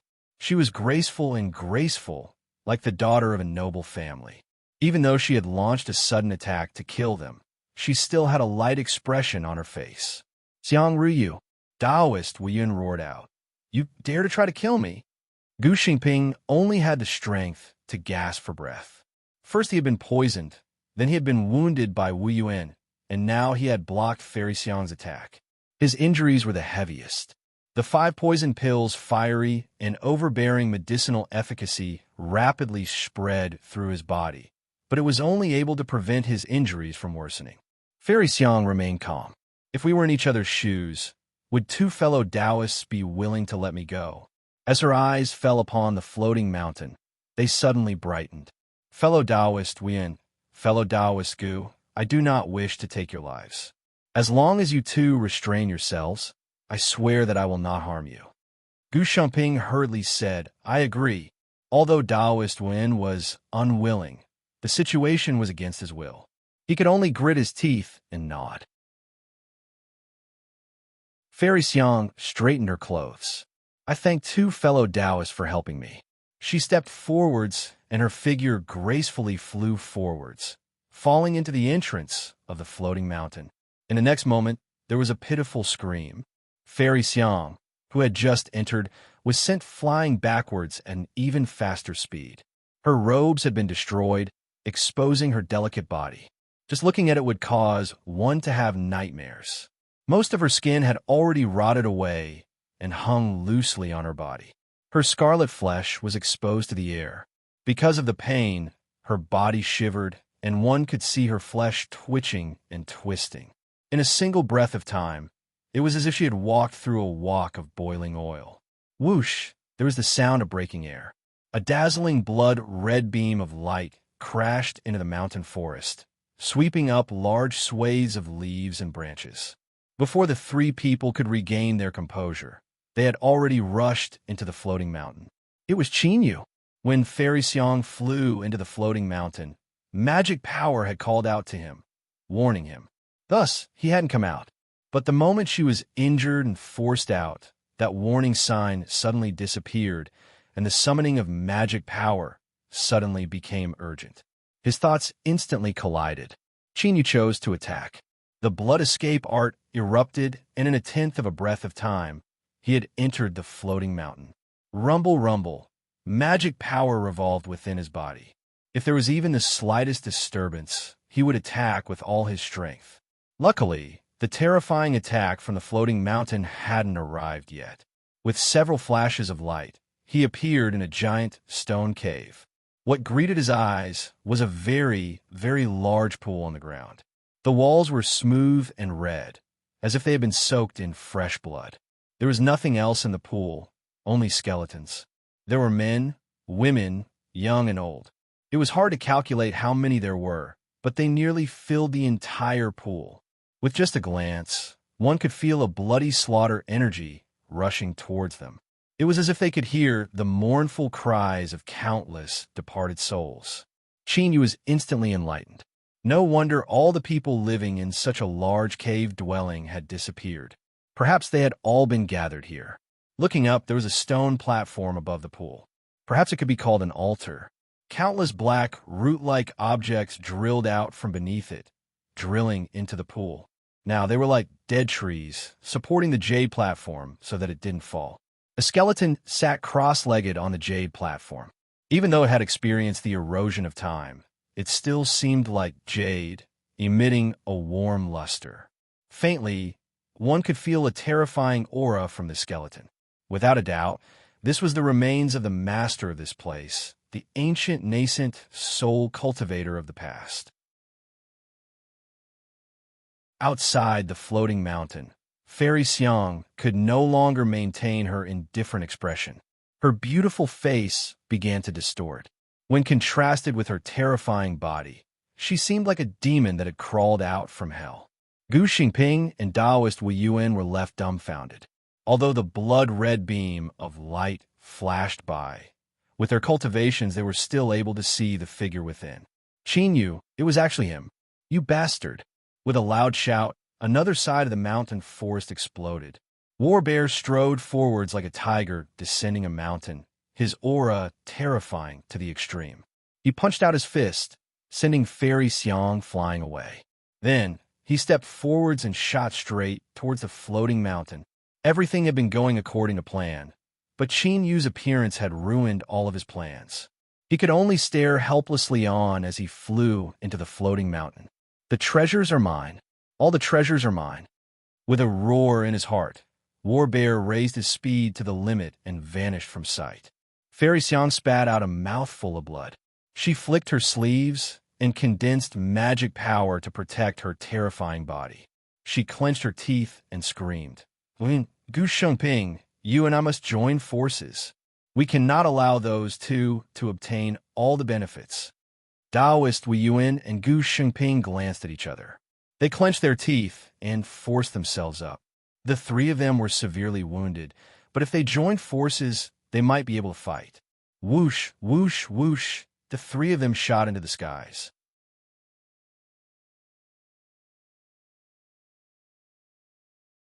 Chapter 96. Genius in a Second. Remember Love Go? This is the web that provides you with wonderful novels to read. With the sound of breaking air, Qin Yu turned around. Warbear's figure entered his line of sight. With a loud shout, he punched out. Qin Yu stepped forwards. Without dodging, he met it with his fist. Bang! A loud explosion reverberated through the cave like rolling thunder. Warbear coughed and fluttered backwards. Qin Yu also took several steps back, blood tumbling in his chest. Both of them revealed looks of surprise. Warbear's complexion darkened. Fellow Taoist Qin's cultivation. Qin Yu said without expression, likewise. This Warbear was absolutely a 9th-level Golden Core master, and his mortal body was extremely tyrannical. He had been hiding his true strength all this time. However, the strength that Qin Yu erupted with was also a great surprise for Warbear. The two fell silent. Neither of them had full confidence they could win. At the same time, neither of them could be sure what cards the other had in their hands. Once they fought, perhaps only one of them would be able to survive. At this time, Xiang Ruyu, Gu Shengping, and Taoist Wu Yuan arrived. The three of them stood together. Even if they were severely wounded, their strength couldn't be underestimated. At the very least, there was a chance they could drag Warbear and Qin Yu down with them. Fairy Xiang screamed, "Don't think of taking everything for yourself. Either you share together, or you die." Warbear's face twisted. He roared out, "As for me, I have underestimated the heroes of the world. I didn't want to do this, but you forced my hand." His hand flashed, and a skull appeared in it. It was the headless corpse that Qin Yu had seen. Light flashed, and magic power poured into the skull. A strange black rune appeared between its eyebrows, shining with a demonic light. "Ga, hey!" The skull flew up on its own, emitting a strange cackle. Hiss, hiss, a small sound spread out. It was weak, but as it fell into the ears, it caused one's hairs to stand on end. Qin Yu's pupil shrank. This sound came from the round pond. Then, a terrifying scene appeared. Countless black worms crawled through the skeleton, crazily rushing towards the ground. A cruel, bloody, killing aura blotted out the skies. Warbear revealed a look of fear. He bit down on his fingertip and pointed at the skull. "Kill them!" Hum, hum. The black worms flapped their wings, and only then could one see that they actually had a pair of extremely thin and transparent wings. When they closed and stuck to their bodies, it was extremely difficult to detect. Qin Yu bore the brunt of the attack. If he wanted to kill them, he would have to start with the strongest. As long as Qin Yu died, there would only be Fairy Xiang and the others left. Warbear could personally deal with them. There was no need for the worms to obtain more blood and food, lest they lose control of themselves. Qin Yu's expression changed slightly, but before he could do anything, there was a sudden stir in the Imperial Spirit Bag. He could clearly feel the Ant King's excited emotions. With a flick of his sleeve, the Imperial Spirit Bag was opened. The purple-backed blue-wing ants howled out. They excitedly cried out and rushed towards the black worm under the lead of the Ant King. Pa! Pa! This was the sound of a wriggling black body breaking apart. The purple-backed blue-wing ants opened their mouths wide in a frenzy to hunt and devour. In contrast, the black worm's aura completely disappeared. It shivered in incomparable fear and turned around to flee. The purple-backed blue-wing ants pursued them all the way. After several breaths of time, each ant had swallowed at least several dozen blackworms. Only when they vanished into the depths of the round pond did they unwillingly let out low cries as if they didn't dare to descend. Warbear was dumbfounded. Never had he imagined that the trump card that he didn't dare to use would actually be completely destroyed in just a few breaths of time. He had seen with his own eyes just how terrifying the black worm was. Just what sort of ant was this? How could it be so fierce? Qin Yu's thoughts stirred. The swarm of purple-back blue-wing ants howled back, circling above his head. Their compound eyes emitted a fierce and bloodthirsty light that covered the four of them. Their complexions changed. With how terrifying the purple-back blue-wing ants were, if they swarmed over, they feared they wouldn't be able to stop them. Warbear rapidly drew back. He stood together with Xiang Ruyu, Gu Shangping, and Daoist Wu Yuan. Without any communication, the four of them had reached a consensus. The situation had changed. Qin Yu revealed a look of hesitation. Warbear said in a low voice, "Fellow Daoist Qin, even if you have the help of spirit insects, the four of us are still at the late Golden Core realm. If we fight to the death, you might not be able to take the advantage." Qin Yu frowned. As Xiang Ruyu saw this, she hurriedly said, "The nascent soul treasures are right in front of us. If we were to perish together, wouldn't that be too unjust? Fellow Daoist Qin, you had best think this through carefully, lest we all perish together." Daoist Wu Yuan and Gu Shangping clenched their teeth. They galvanized the magic power within their bodies, and their auras rose. Qin Yu sighed. "It's fine. I didn't have any thoughts of taking all the treasures for myself to begin with. You've all been overthinking things." He tried his best to maintain a calm demeanor and reveal a bit of unwillingness, making it even more believable. At the very least, Warbear and the other three sneered inwardly and relaxed inwardly. They hurriedly nodded and praised fellow Daoist Qin Yu for his noble character and integrity. With a flick of his sleeves, the purple-back blue-wing ants flew back into the Imperial Spirit Bag. Qin Yu still had a bit of unwillingness on his face, and a drop of cold sweat quietly melted into his robes. That's right, the purple-back blue-wing ants were indeed powerful. But after swallowing a massive number of black worms, they suddenly became a bit uncontrollable. Luckily, Qin Yu had absolute control over the Ant King, so he was able to barely maintain it. Now that they returned to the Imperial Spirit Bag, the purple-back blue-wing ants collectively fell into a deep slumber. Qin Yu didn't know what had happened, but he was certain that the purple-back blue-wing ants had no way to help him. Thus, he took advantage of the situation and agreed to reconcile with the four of them. Of course, he still had to put on an act.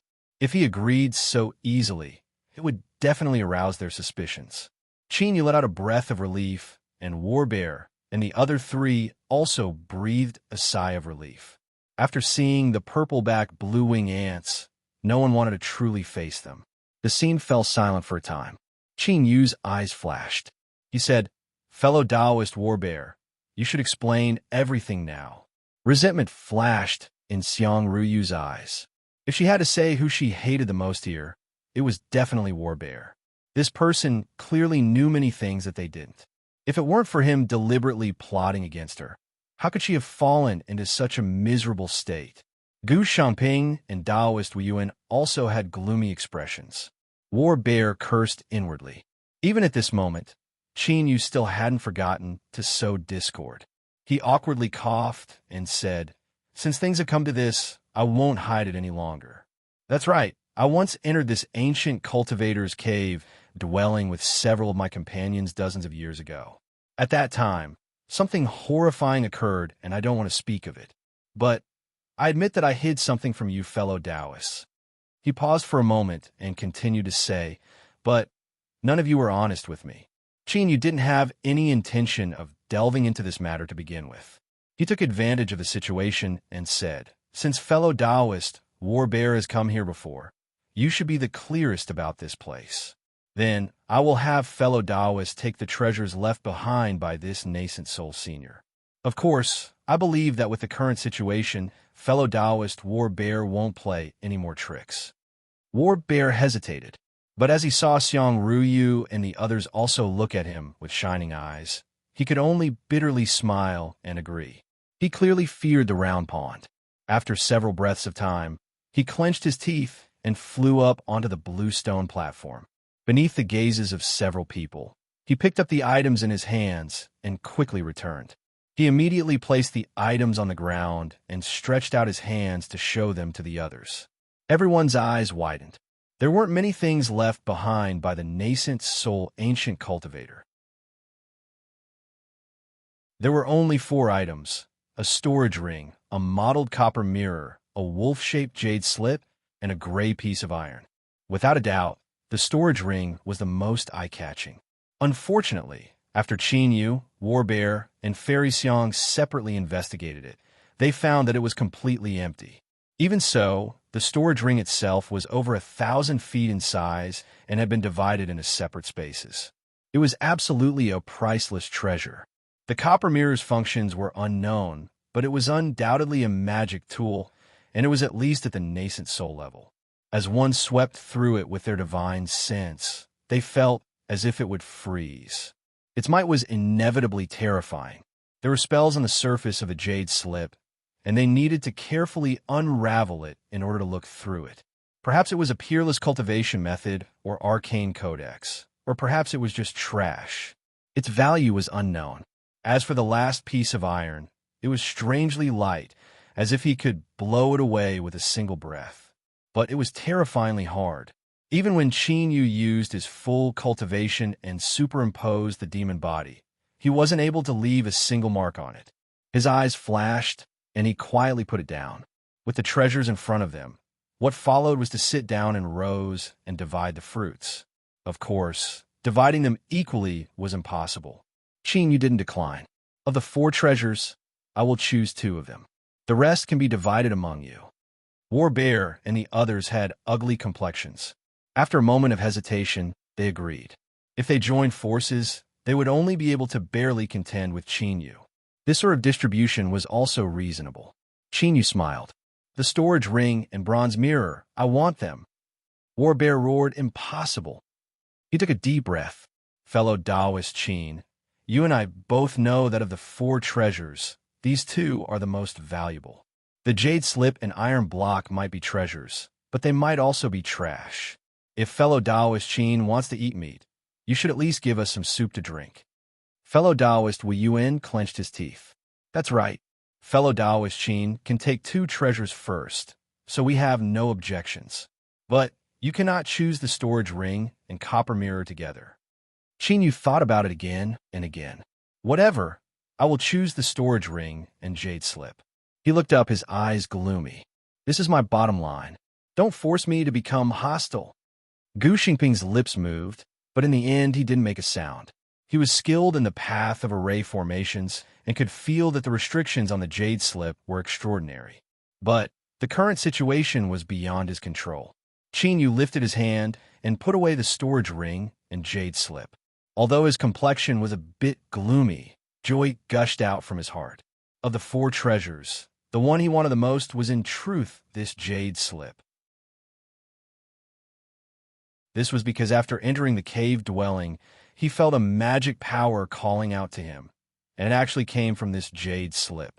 Qin Yu didn't know what this represented, but from the very start he had decided to take this jade slip into his hands.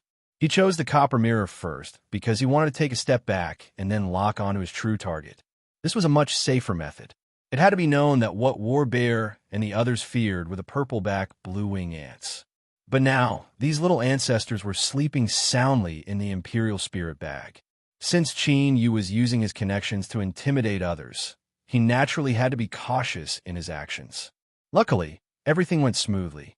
After obtaining what he wanted, all that was left was the copper mirror and iron lump. Although Qin Yu coveted them, he knew he couldn't obtain them, so he didn't care much about them.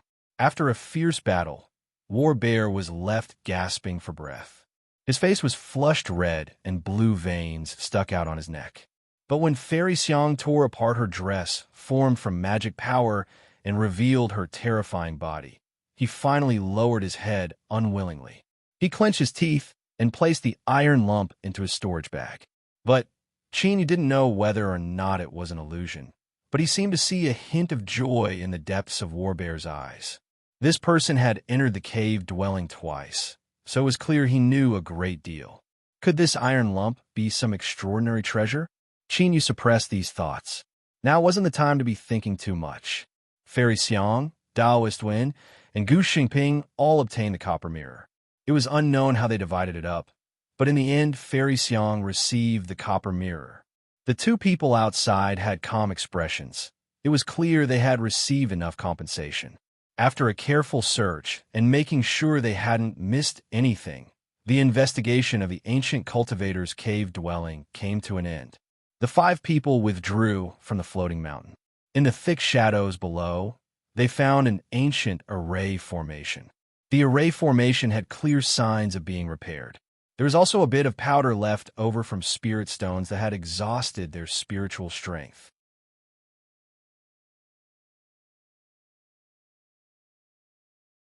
Chapter 97. Genius 1, second remember if you want to go. Net provides you with wonderful novels to read. Entering the cave was extremely difficult, but leaving was very simple. War Bear's complexion darkened. In the past, I left through this array formation. If you don't believe me, you can carefully examine it. If you want to leave, just put some spirit stones inside, and the formation will activate automatically. He looked at Qin Yu and bitterly smiled. My decades of painstaking planning cannot compare to what fellow Taoist Qin has obtained in a few days. I will continue to stay here and see if there are any other harvests. Farewell. With that said, he turned and left, disappearing in a few breaths of time. Gu Xingping stepped forward and carefully inspected the array formation. After a long time, he nodded, indicating that there were no problems. He, Fairy Xiang, and Taoist Wu Yuan had all suffered heavy injuries. The most urgent matter at hand was to recover from their injuries, so they naturally wouldn't stay behind. Spiritual light soared into the sky, and violent winds howled. The figures of the three people in the formation distorted and dissipated. Qin Yu suddenly sneered. Fellow Taoist bear, you're hiding in the dark. Are you trying to plot against me? The surroundings were silent. Qin Yu's eyes were cold. After several breaths of time, he muttered, he's not here. It seems I was overthinking things. He turned around and stepped into the formation. With a flick of his sleeves, he swept away the powder and filled in the spirit stones. The air began to surge. Qin Yu grasped the spirit stone in his hand. He was just one more piece away from completion. At this moment, he growled, "Found you!" With a wave of his hand, he took out the imperial spirit pouch and formed a hand seal. Go! Crash! In the mountain forest, not far away, War Bear's figure erupted, fleeing in panic. Qin Yu drew back his hand and filled in the last spirit stone. With a brilliant flash of light, he vanished from sight. Shua! War Bear stopped, his face twisting. He didn't know that in the end, he had been played by Qin Yu. But very quickly, his expression calmed down, and his lips curled into a sinister smile. Qin Yu, do you think you could get rid of me like this? Dream on. Somewhere 600 kilometers away from Severed Spirit Mountain, space suddenly distorted. Then a violent gust of wind blew, sand and pebbles flew everywhere. Many small branches snapped and were torn apart in midair. Qin Yu's figure appeared. With a flick of his sleeves, he erased the remnant array formation fluctuations. He looked up, determined the direction he was heading in, and then stimulated his magic power to howl away. A moment later, Qin Yu returned to the mountain valley. As he sensed that the array formation was intact, he relaxed. With a flick of his sleeves, he opened the array formation and stepped into the fog. Without disturbing Yunshu etching, he entered the ant room and released the slumbering purple-back blue-wing ants from the imperial spirit bag. Faint traces of spiritual strength rippled in the air. One could clearly feel that this spiritual strength was being absorbed by the purple-back blue-wing ants. After carefully sensing the ant swarm and determining that there were no problems, Qin Yu relaxed a little. But he couldn't help but frown. The first time the purple-back blue-wing ant appeared, it had already established a great merit. Qin Yu was naturally worried that it would suddenly fall asleep. Perhaps it was because of those black worms. He flipped through the ancient beast dominion art and found the ancient insect ranking list. There were detailed records of the purple-back blue-wing ants. He carefully looked through them for a long time, but didn't obtain much. Helpless, he could only put this matter aside for the time being and wait for the Ant King to awaken before using it to find out what had happened. Just as Qin Yu was about to leave, a strange expression crossed his face. He turned and flew out of the cabin. Between heaven and earth, the stable spiritual power was restless, gradually like the boiling water in a pot. The bright sky above their heads quickly darkened as dark clouds gathered. Because of his previous experience, Qin Yu easily judged that this was heavenly tribulation for breaking through. To be more accurate, this was the heavenly tribulation of a Foundation establishment cultivator breaking into the Golden Core realm. Looking at the position of the tribulation clouds, it was clear that the person crossing tribulation was in the valley. That could only be Yun Xueqing. Shua, a beautiful figure flew out. As Yun Xueqing saw Qin Yu, she was excited and her face lit up with joy. But in the blink of an eye, she looked embarrassed and apologetic. Qin Yu said, "Miss Yun, there's no need to think too much. Just cross your tribulation in peace." Yun Xueqing took a deep breath and nodded. Kacha, tribulation thunder fell. Yun Xueqing was clearly a bit flustered. She raised her hand and summoned an umbrella-shaped magic tool. But her magic power wasn't released in time. Before the magic tool's power reached its peak, it collided with the tribulation thunder. Lightning overflowed in all directions. The umbrella-shaped magic tool wailed as it was directly smashed apart by the lightning. Yun Xueqing cried out in alarm. Qin Yu flicked his sleeves and 36 Sky Thunder bamboo magic swords howled out from the clouds, purple lightning filling the air. Thunder and lightning attracted each other, and even heavenly tribulation was no exception. Most of the tribulation thunder that struck Yun Xueqing was sucked away by the purple lightning. The 36 Sky Thunder bamboo magic swords were bathed in the tribulation thunder, humming and humming. With the pressure greatly reduced, Yun Xueqing finally stabilized her mind and blocked the rest of the tribulation thunder. The black clouds scattered and bright sunlight sprinkled down. The aura of heavenly tribulation vanished from sight. Qin Yu frowned. Inexplicably, he felt a terrifying pressure, as if the world were about to collapse. Luckily, this pressure only lasted for an instant before disappearing. This was a warning from the world. He had once heard that if one interfered in someone else's tribulation, they would receive a warning from the world. In fact, when one crossed tribulation in the future, the difficulty would be increased to a certain degree, and this would be the punishment of the world. But just now, Qin Yu had felt a trace of killing intent from that pressure. That's right, although it was weak, Qin Yu was sure that there was no mistake in that suppressed killing intent. In fact, it even gave him a feeling of impatience. It was just that there was some sort of restriction that made it choose to let go. The it here referred to the surrounding world. Instinctively, Qin Yu thought back to the heavenly thunder that the little blue lamp had swallowed up. Vague thoughts swelled in his mind. It seemed that from the moment he obtained the little blue lamp, he had stepped onto a path different from other cultivators. And at the end of this path, he would be rejected and loathed by the world. Finally, in the rage of the world, he would be destroyed in body and soul, dying without a grave. Fear rose up from the depths of his soul. Like a prairie fire in autumn, it instantly spread to his entire mind. Sweat drilled out from his pores, soaking his black robes. A voice roared in Qin Yu's mind. Sacrifice the little blue lamp. Sacrifice it. As long as you sacrifice it, you can obtain the approval of the world once more. You will be favored by the world and have an incomparably bright future. His consciousness drifted like a boat in the raging waves, ready to capsize at any moment. At this critical moment, a voice floated in from the distance. Senior Qin, Senior Qin. Qin Yu's consciousness suddenly found a direction. It followed the direction of this voice, crazily swimming and rushing forwards. After an unknown period of time, just as he was about to give up in exhaustion, his consciousness returned to his body and the world around him became lively once more. Who? Who?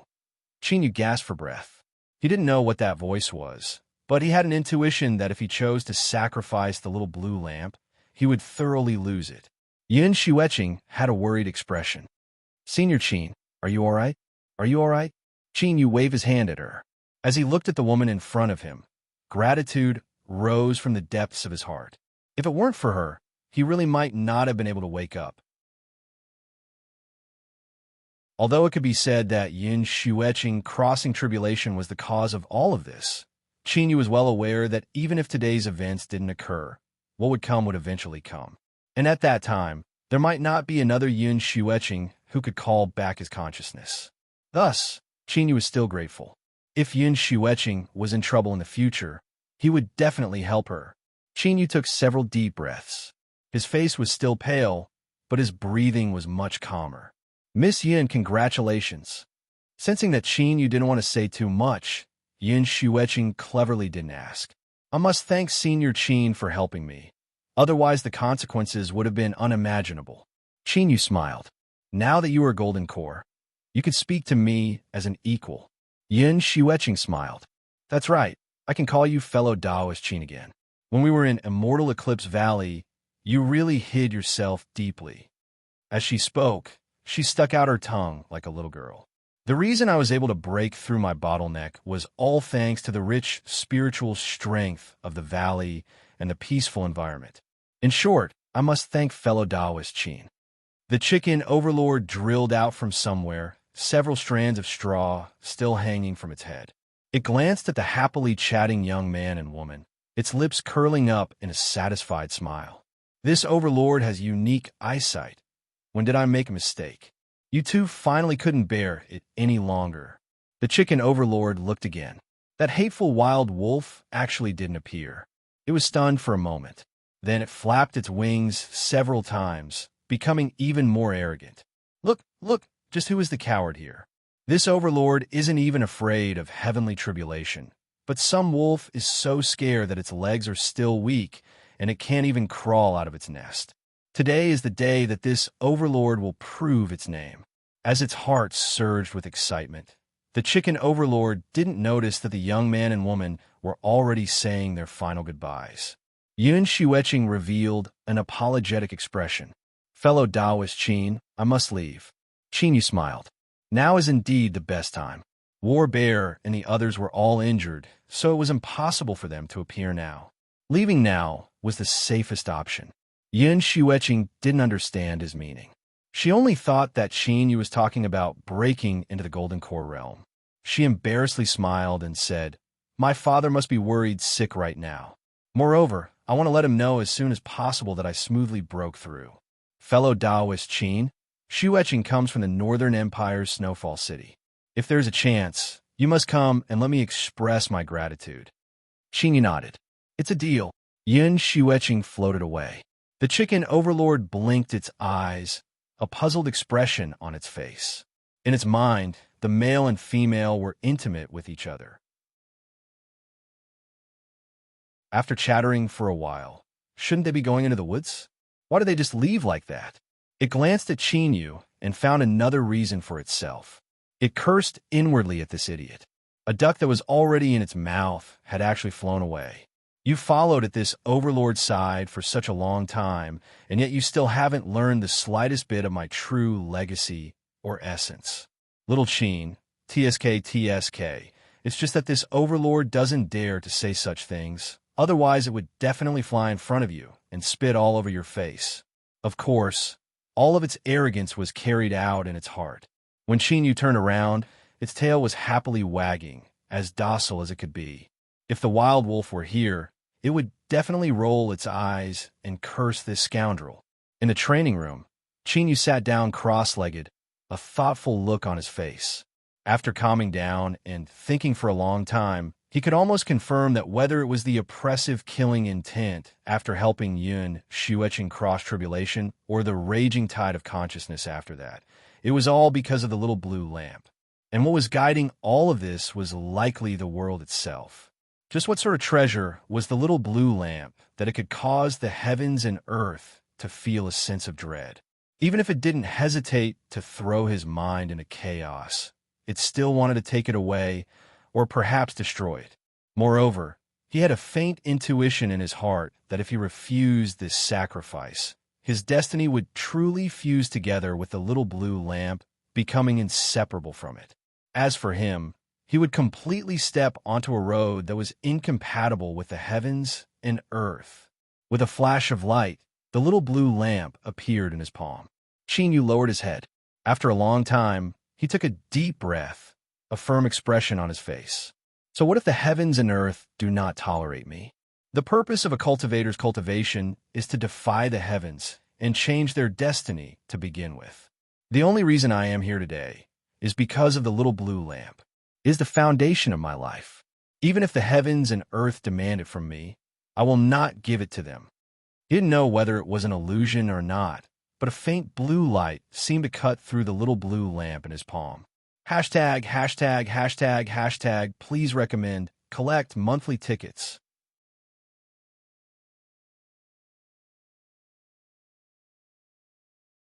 Chapter 98. Genius 1, second remember if you want to go. Net provides you with wonderful novels to read. 3 days later, Chinyu awoke from his cultivation. A sharp light flashed in his eyes. The damage to his consciousness from the impact had been completely restored. Love, go small, say, Netku. After pondering for a moment, the storage ring on his finger flashed, and a wolf-shaped jade slip appeared.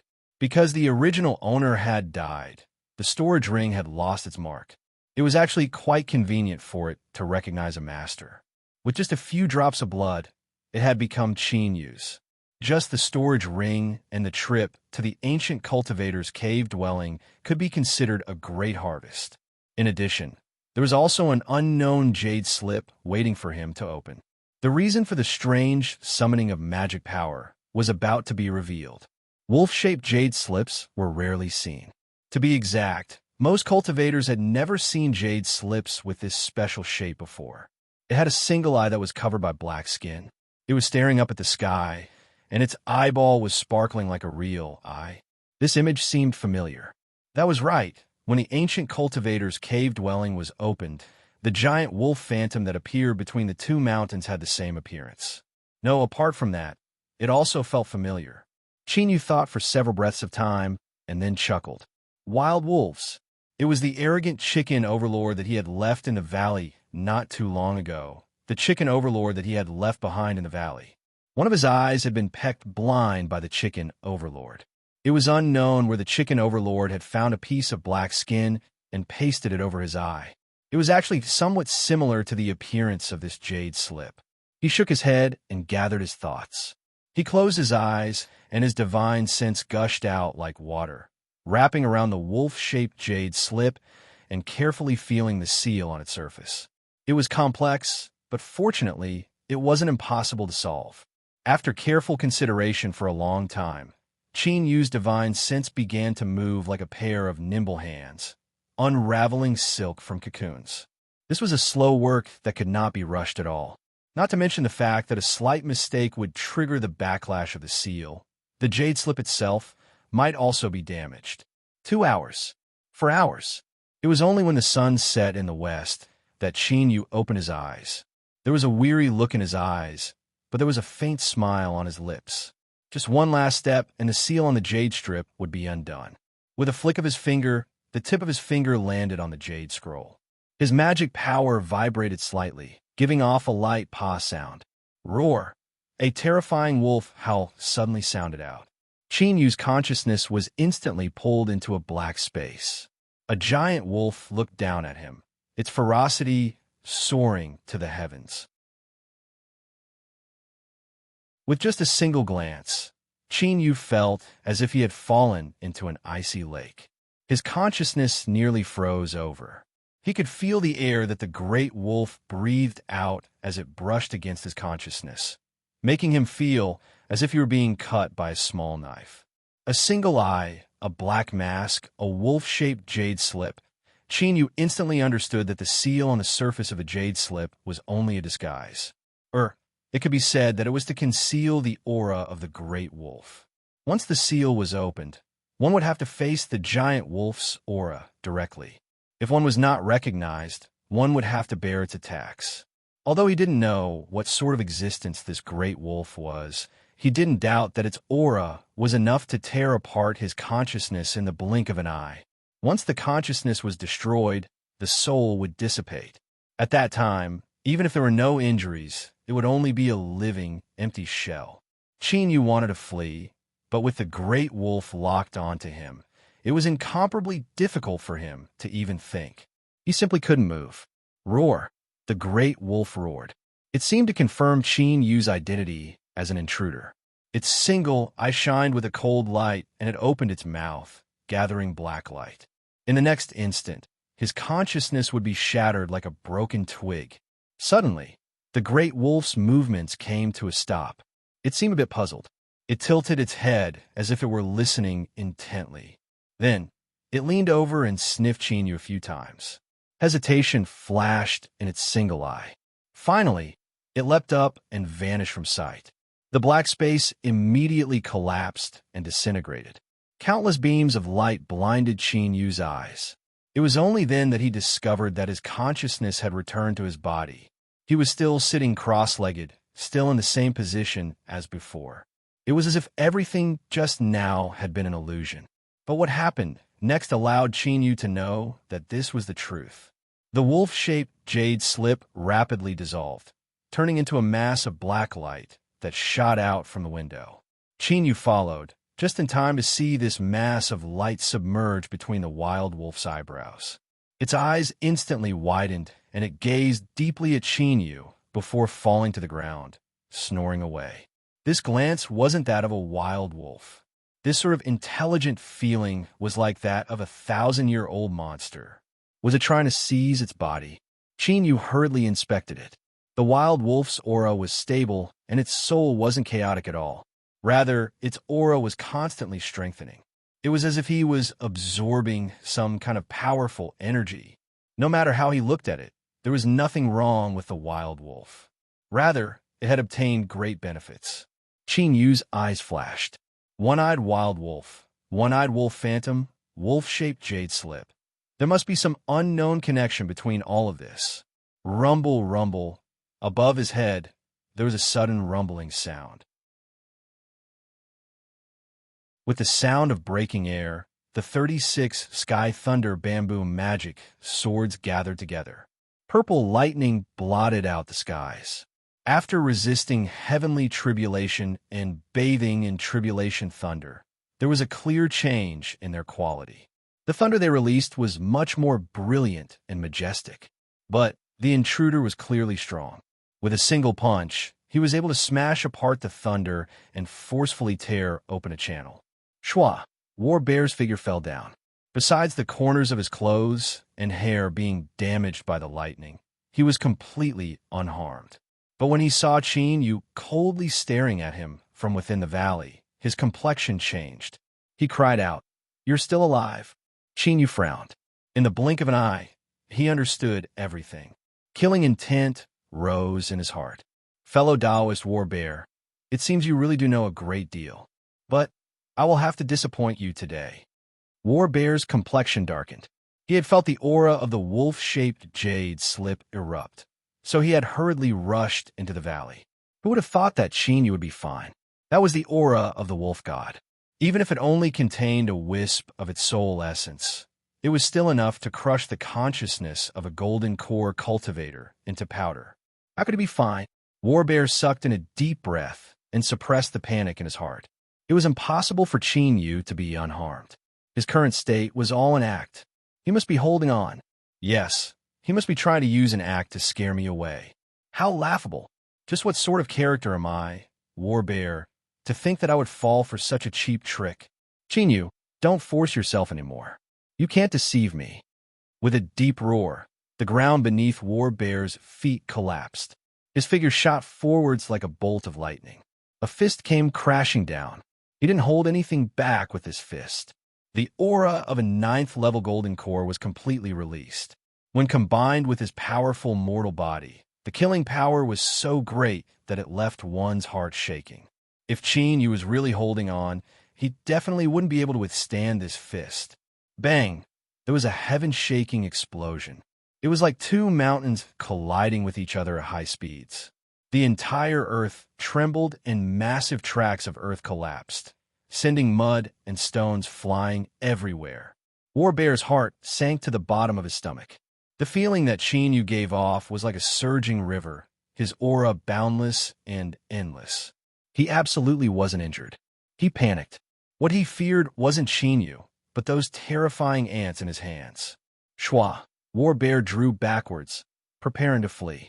But just as he soared into the skies, a trace of doubt flashed in his eyes. Why hadn't Chinyu released those ants yet? Could it be that there was a problem with them? Warbear's eyes brightened. As he thought of the massive number of black worms that had been swallowed up, he calmed down. Those worms were covered in poison. So how could they be tasty? He thought back to that day when Chinyu had hesitated over and over again before agreeing to split the harvest from the ancient cultivator's cave dwelling with them.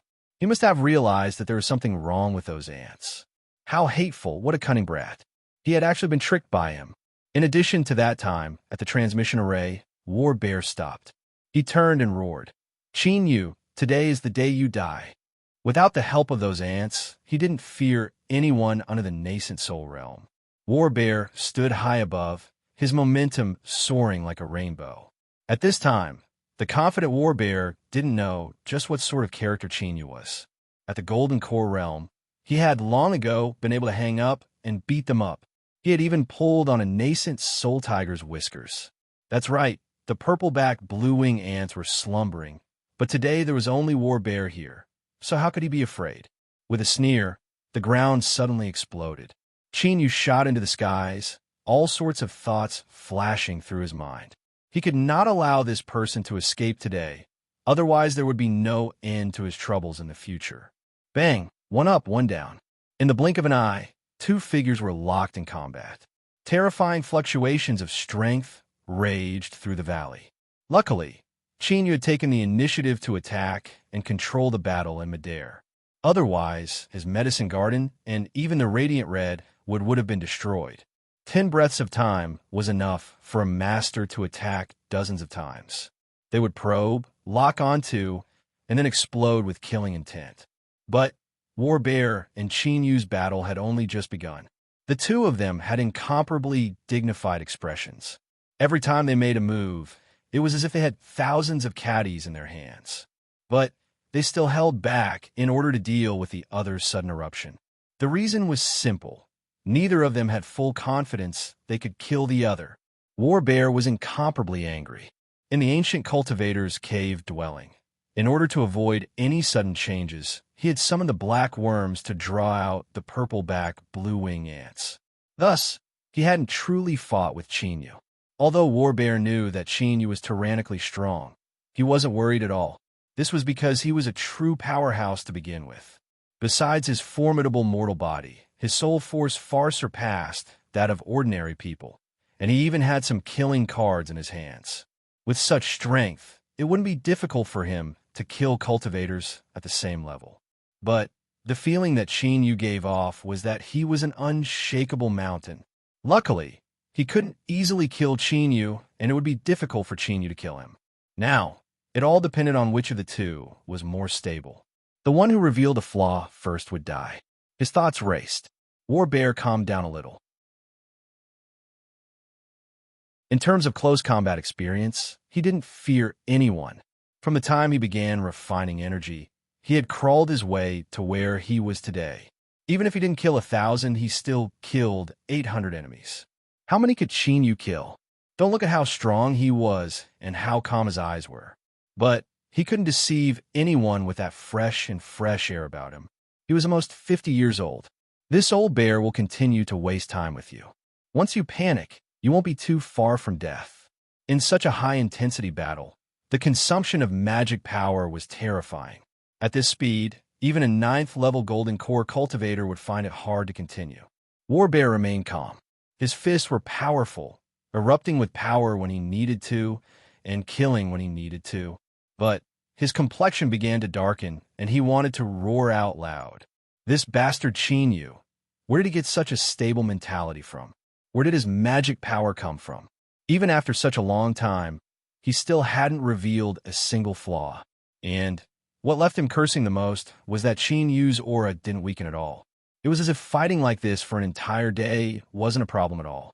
After failing to break into the Golden Core realm 18 times in a row, the magic power within Qin Yu's body was so pure that it could compare to an early Golden Core realm martial artist. With this sort of foundation, when he broke into the Golden Core realm, the quality of his magic power would rise once more. Moreover, as his cultivation increased, his magic power would also rise. Now that he was at the 6th level of the Golden Core, the quality of his magic power was actually higher than that of hollow nascent cultivator. And it couldn't be forgotten that besides this, Qin Yu also possessed a powerful demon body. The amount of magic power he could hold far surpassed that of an ordinary cultivator. War Bear's mortal body was also extremely powerful, but in terms of quality, they weren't on the same level when compared to the demon body. In summary, with Qin Yu's calm attitude, this situation was created.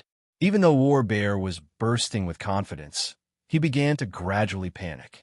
Seeing Qin Yu become more and more courageous the more he fought, Old Bear decided to abandon the path of experience and change to the left. He wanted to quickly cut through the Gordian knot and eliminate him. Bang! After another collision, War Bear borrowed the momentum to draw backwards, opening up some distance between him and Qin Yu.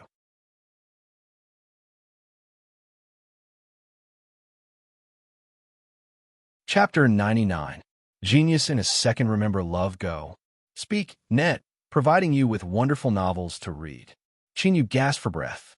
His heart raced like thunder, causing his blood to race through his body. From top to bottom, every piece of flesh and bone was crying out in joy. From the time he started cultivating until now, he had never fought to his heart's content like this.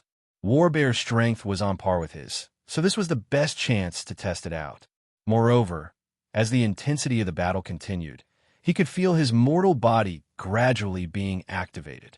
After cultivating the demon body, the violent and tyrannical nature of the demonic path had been hidden deep within his body.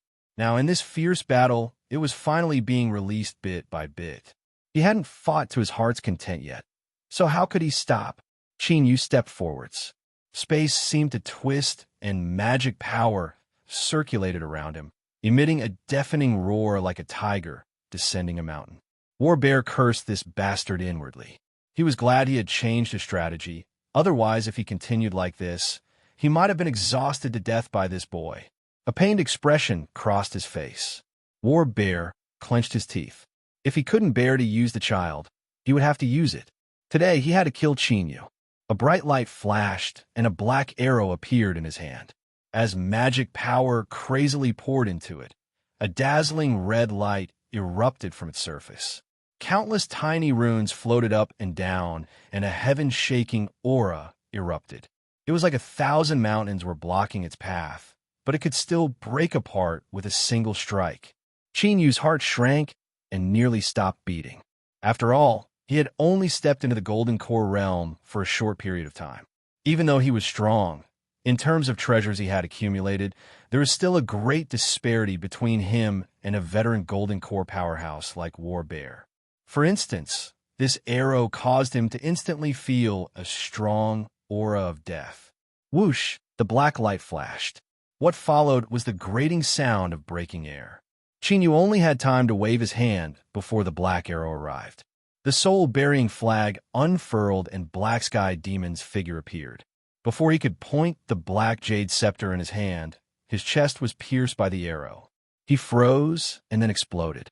The soul-burying flag fell to the ground, its strength completely disappearing. The black arrow didn't stop. It struck Moyu's chest, but the moment it touched his chest, there was a light cracking sound, and a layer of light protected him. Bang! The light shattered. Qin Yu was sent flying away. The black arrow shadow trembled and vanished from sight. War Bear's face was pale, and his robes were soaked with sweat. Qin Yu, no matter how strong you are, once you are struck by the soul-burying arrow, all that awaits you is death. The soul-burying arrow was a terrifying, consumable magic treasure that was unintentionally created by a certain ancient artifact refinement sect. Each arrow could only be used once, and once it was shot, it would definitely take a life and bury a soul. Not long after, because it was too sinister and went against the natural order of the world, it was forbidden to continue refining it. Warbear had inadvertently obtained this spear in his early years, and had always kept it as his greatest trump card, never showing it in front of others. Now that the arrow shadows had scattered, that meant the attack was complete, and Qin Yu's soul had dispersed. Asterisk cough, asterisk, there was a sudden violent cough. Warbear's happy face froze. He didn't die. How could this be? That was the soul-burying arrow, an ancient and ruthless magical artifact. It had absorbed a large amount of his magic power, but it actually couldn't kill a golden core? What a joke. Blood flowed from the corners of Qin Yu's mouth. A massive pit had been smashed into the ground, and the surrounding dozens of feet of medicinal fields had been destroyed. There was a burning pain in his chest, and it was unknown just how many of his bones had been broken. Even the slightest movement caused a cold sweat to drip down his forehead. But he was still alive. Black Sky Demon had counteracted the most terrifying soul-extinguishing infernal energy of the soul-burying arrow. The jade pendant that Pill Crucible had given him had blocked its terrifying penetrating attack. This was the reason. A trace of fear rose in Qin Yu's heart. In that instant just now, he had truly brushed shoulders with death. But it was only a trace, because he didn't have time to waste. Warbear was still alive. Since he hadn't died, how could he still be alive? Qin Yu forcefully endured the excruciating pain. Blood-red flames ignited around him as he displayed the blood escape art and shot into the skies. Warbear wanted to run away, but the magic power in his body was already empty. It wasn't enough to help him dodge. Gotcha! A fist smashed into his neck. His neck twisted and bent at an exaggerated angle. The overconfident Warbear didn't seem to have any effect on the result after changing his strategy. He still died on the spot. Who? Qin Yu gasped for breath. He had activated the blood escape art in his severely wounded state, causing his vision to darken. He barely managed to land on the ground. He couldn't care less about Warbear's corpse. He bitterly smiled, a look of joy on his face. With the blood escape art in hand, he thought he was in an invincible position in this battle. But who knew that he would nearly be killed in a single strike? Love go little say, net chew indeed. Being too confident wasn't a good thing. Even a lion had to use its full strength to capture a rabbit, much less someone as powerful as Warbear. Today's matter was a lesson that he would remember in the future. He couldn't be so arrogant again. Otherwise, he might not be able to survive next time.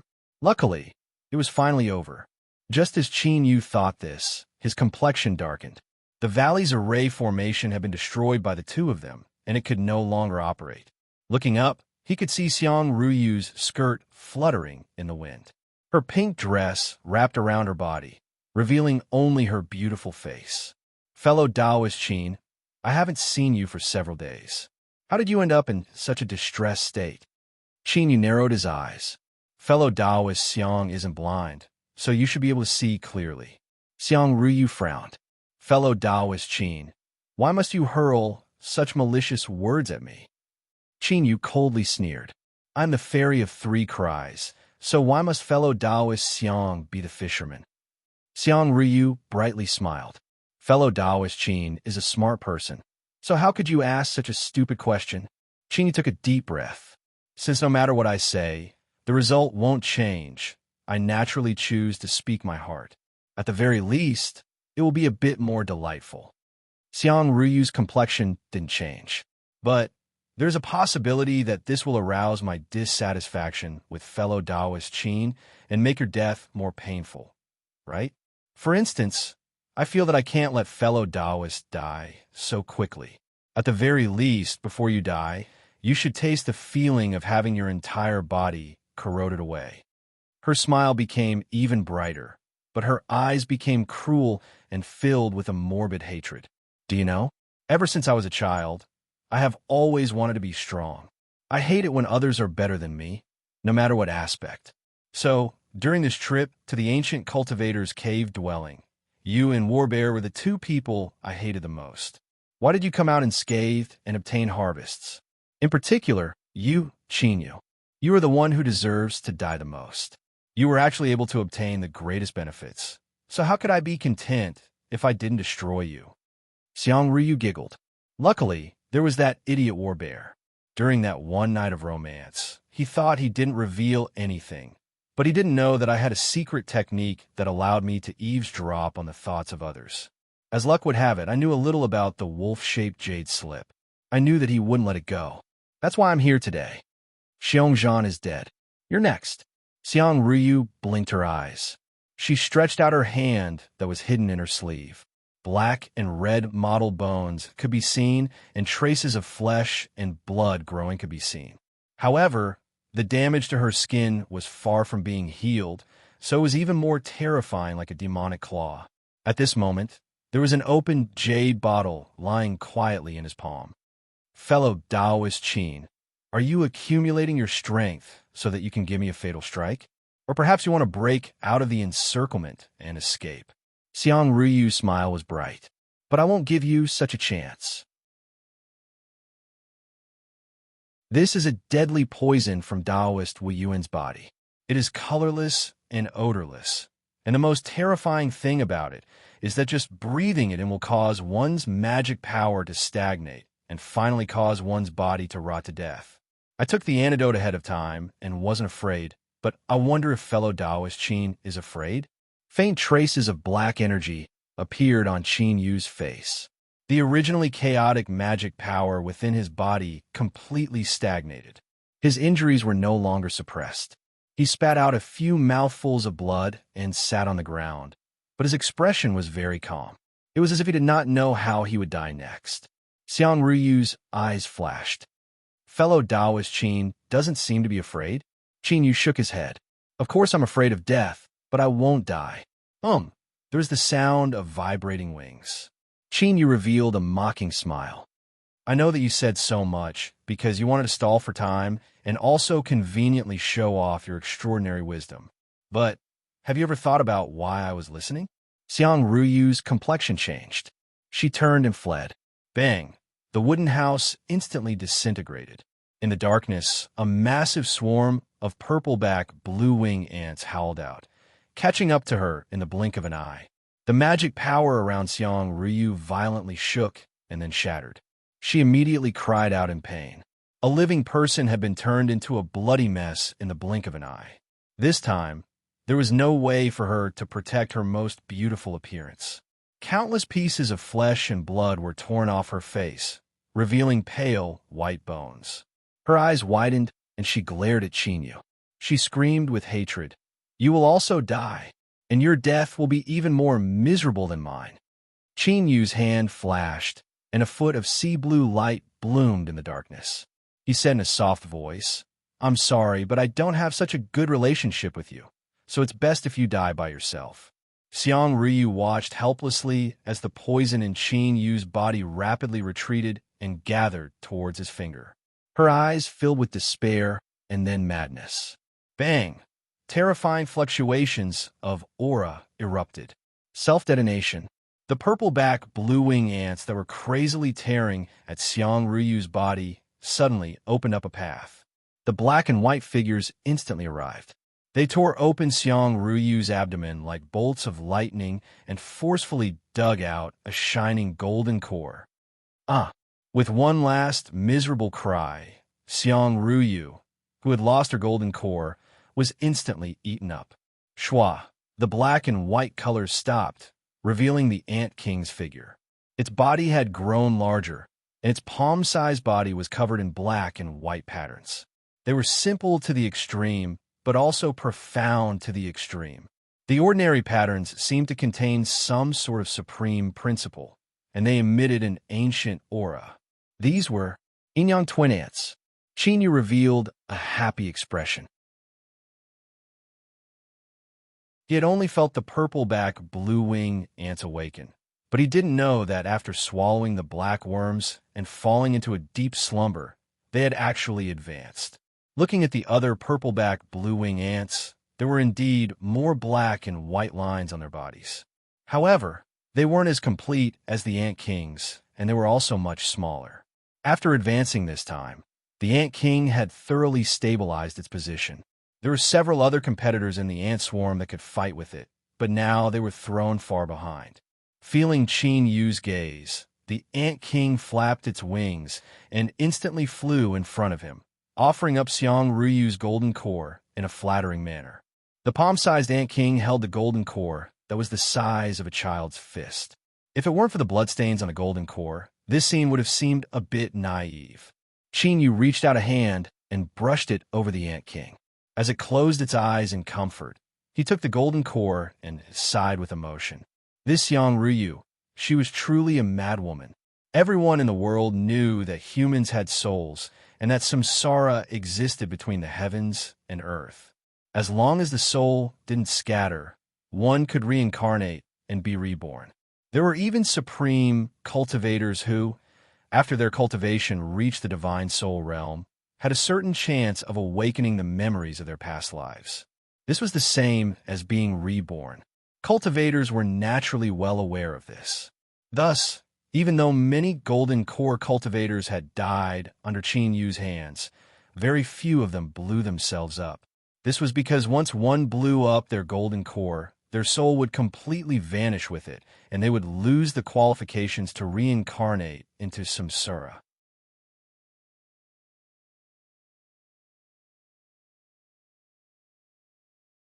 Chapter 100. Genius in a Second. Remember Love Go?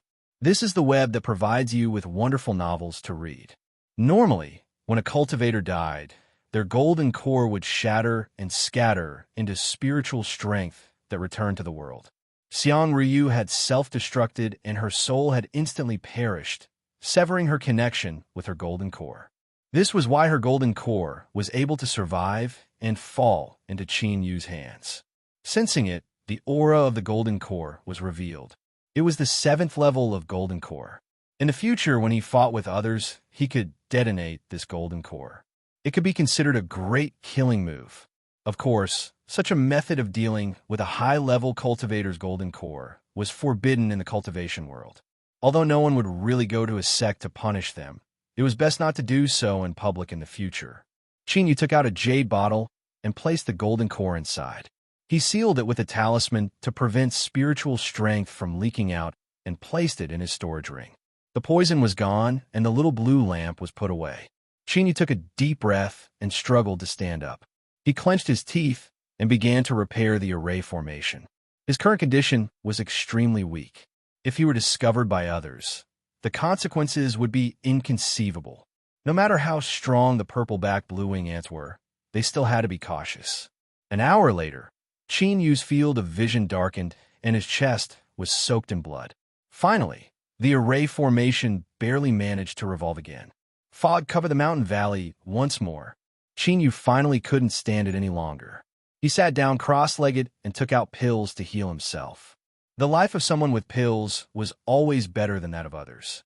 For an ordinary cultivator with such injuries, they would be lucky if they could get out of bed in 10 days to half a month.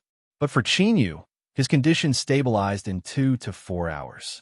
In addition to the powerful regenerative abilities of the demon body, he opened his eyes as the sky began to brighten. Although he was still weak, his injuries had already stabilized. There was a stabbing pain in his chest, and a numbing itch came from his bones. This was his bones growing. Letting out a deep breath, Qin Yu stood up and walked over to the bloodstains on the ground. He picked up Xiang Riyu's storage bag and inspected it. She was a rich woman, and there were nearly 100,000 spirit stones in there. However, it seemed as if there were more things inside than just her. There were 2 piles placed together. One pile was filled with bottles, and the other pile was filled with jade slips and talismans. Qin Yu looked through them and determined that they belonged to Taoist Wu Yuan and Gu Xingping. And indeed, in a pile of tattered clothes soaked in blood, he found 2 more storage bags. It seemed that after these 2 people left the ancient cultivator's cave dwelling alive, they weren't able to escape the fate of being killed. But like this, the problem of Qin Yu studying the path of array formations was easily solved. The many jade slips and talismans that Gu Xingping had left behind were enough for him to use for the time being. There was also Taoist Wu Yuan's bottles and jars. When combined with the overbearing poison immunity of the little blue lamp, Qin Yu felt as if his poisoned finger would return. Unfortunately, the copper mirror that Xiang Ryu had obtained from the ancient cultivator's cave dwelling wasn't in her storage bag. It was unknown where she had placed it. Shaking his head, he suppressed these thoughts and decided not to look at anything else for the time being. He placed the items into his storage ring and then arrived at Warbear's residence. As an old and formidable golden core master, his wealth was even more anticipated. In fact, Xiongzhan's results didn't disappoint Qin Yu. When 200,000 spirit stones were piled together, it was like a small mountain. It was unknown just how many cultivators this person had killed in order to accumulate this much wealth. But now it was all Qin Yu's doing. There were also several magic tools. Although they weren't as heaven-defying as the soul-burying arrow, they were still good treasures. After refining them, they would be enough to solve Qin Yu's current predicament of lacking magic tools in battle. It wouldn't be too late to refine them after he recovered from his wounds. As he continued to look through, he found that there were many things from every sect. But what Qin Yu couldn't figure out was that Warbear's storage bag actually contained many women's undergarments. It was fine if they were his spoils of war, but as Qin Yu thought about what might be hidden beneath his masculine appearance, he felt uncomfortable all over. He hurriedly disposed of these clothes. This simple action caused beads of sweat to form on Qin Yu's forehead. His body was still too weak. He picked up the jade pendant fragments and the soul-burying flag that had lost all of its fluctuations of strength. Qin Yu ordered the purple-backed blue-wing ants to stand guard, and then turned to enter the training room. As for Warbear's corpse, collecting the corpse of a powerful enemy and burying it might have been an extremely magnanimous act, but his body's condition didn't allow it. Moreover, he had already killed him. Even if he respectfully kowtowed, Warbear wouldn't stop cursing him in the future. So, he might as well leave this to the purple-back blue-wing ants. As for how to resolve it, there wasn't much to say. 10 days later, Qin Yu opened his eyes in his training room. His aura stagnated for a moment before it suddenly spread out, stirring up strong winds in the void. Golden Core, 7th level. As expected, there were many good fortunes amidst dangerous experiences. After experiencing the nascent soul cave, dwelling and fiercely battling Warbear, the hidden strength of the demon body had been stimulated and Qin Yu's cultivation had risen yet again. At the 7th level, he could be considered to have truly stepped into the late Golden Core realm. Love go a little say, Netka the quality of his magic power had increased, the quantity had increased, and his absolute strength had risen by a small level. If Qin Yu were to fight Warbear now, in terms of pure strength, he would absolutely suppress him. He carefully sensed the changes within his body and determined that nothing was wrong. Then, he faintly smiled and took out an ordinary jade slip. This was the original appearance of the wolf-shaped jade slip that had melted away. Without any obstruction, he easily probed it with his divine sense. As he read through it, disbelief filled his face, followed by ecstasy. No wonder there was an inexplicable magic power calling out to him. It was like this, it was like this. Qin Yu opened his eyes and laughed out loud. During his trip to the ancient cultivator's cave dwelling, this jade slip was his greatest harvest. The Great Divided Heaven Sutra was created countless years ago by a cultivator who called himself Taoist Divided Heaven. It was a miraculous path that allowed a cultivator's magic power to rapidly rise, far surpassing others of the same level. The threshold to cultivate the Great Divided Heaven Sutra was extremely high. One needed to have at least a golden core cultivation.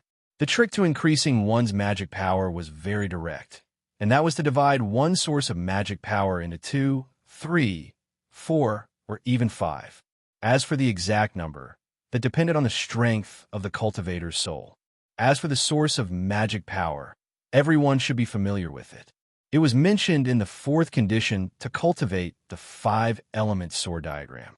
It could be said that the appearance of the Great Divided Heaven Sutra had solved the final difficulty in cultivating the five-element sword diagram. But this wasn't the most mystical aspect. The most mystical aspect was that Qin Yu had already crossed the threshold of the Great Divided Heaven Sutra and had even cultivated it for over a dozen years. That's right, the Eastern Mountain sect's incomplete three-page True Wood Arts was the foundational introductory section of the Great Divided Heaven Sutra. Just looking at this section alone, it seemed ordinary without any special characteristics, and all the other aspects were common.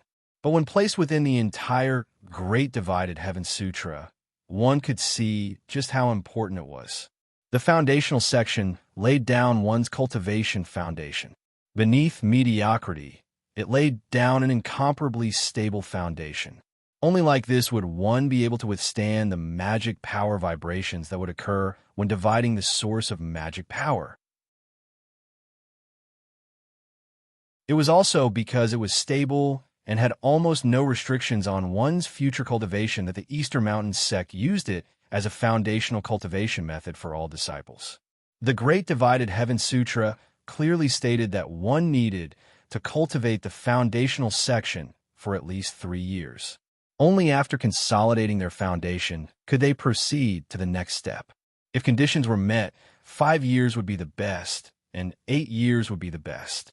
Qin Yu didn't need to calculate at all. His foundation couldn't be any better. He would immediately be able to enter the most important section of the Great Divided Heaven Sutra and divide the source of magic power. Qin Yu took a deep breath and calmed his surging heart. He tried to revolve the Great Divided Heaven Sutra and found that it went smoothly without any hindrance. He could even hear the magic power surging through his body, emitting excited cheers. Heaven and earth's spiritual strength rapidly flowed into Qin Yu's body. Compared to when he was cultivating the True Wood Art, it was over 10 times stronger. The Great Divided Heaven Sutra allowed one to simultaneously cultivate multiple sources of magic power. In terms of absorbing spiritual strength, it was naturally incomparably powerful. This Great Divided Heaven Sutra was inevitably a top cultivation method. Qin Yu opened his eyes, his gaze incomparably bright. Perhaps he could truly begin cultivating the five-element sword diagram now. Several days later, after carefully studying the Great Divided Heaven Sutra several times and determining that he had completely understood it and remembered it, Qin Yu discovered that he had been thinking too simply. That's right, the Great Divided Heaven Sutra could indeed open up multiple sources of magic power. But these magic power sources were of the same origin, so their quality was also the same. In simpler terms, Qin Yu couldn't gather all 5 elements. So even if he successfully cultivated it, even if his magic power was 5 times that of others of the same level, he still wouldn't be able to display the 5-element sword array. After fulfilling all the harsh conditions to cultivate the 5-element sword diagram and experiencing its formidable might, how could Qin Yu be willing to give up now that he was just a single step away? As for how he could rely on the Great Divided Heaven Sutra to cultivate 5 types of 5 elemental sources of magic power, this became the key problem that plagued Qin Yu. After pondering this question for half a month, Qin Yu had no choice but to stop. He hadn't obtained anything from this attempt. This sort of matter wasn't something a cultivator of his level could solve. But in Immortal Eclipse Valley, even someone as strong as Pill, Crucible, and Zhongli hadn't found a way to make up for the 5 elemental sources of magic power. They had searched through the entire Southern Empire and Northern Dynasty, but who else could solve this problem? Qin Yu frowned. Heaven Seek Pavilion. From the start, he had been wary of this mysterious influence, and after being reminded by Pill, Crucible, and Zhongli, he felt even more dread. If he could, he really didn't want to have any entanglements with Heaven Seek Pavilion. But it seemed that only they could solve the matter of the 5 elemental sources of magic power. After thinking about it again and again, Qin Yu decided to give it a try. But before that, he had to first upgrade the level of his equipment. After carefully selecting Warbear and Xiang Ruyu's items, Qin Yu took out 3 magic tools to refine. One was a small defensive shield, One was an offensive spear, and the last was a one-time consumable magic tool, the bloodstaining lock. Needless to say, the quality of the first two treasures was also the best among the gold core stage magic treasures. As for the bloodstaining lock, it could be considered a treasure of the demonic path. After being driven with blood, it could erupt with a terrifying killing intent. Daoist Wu Yuan's bottles and jars.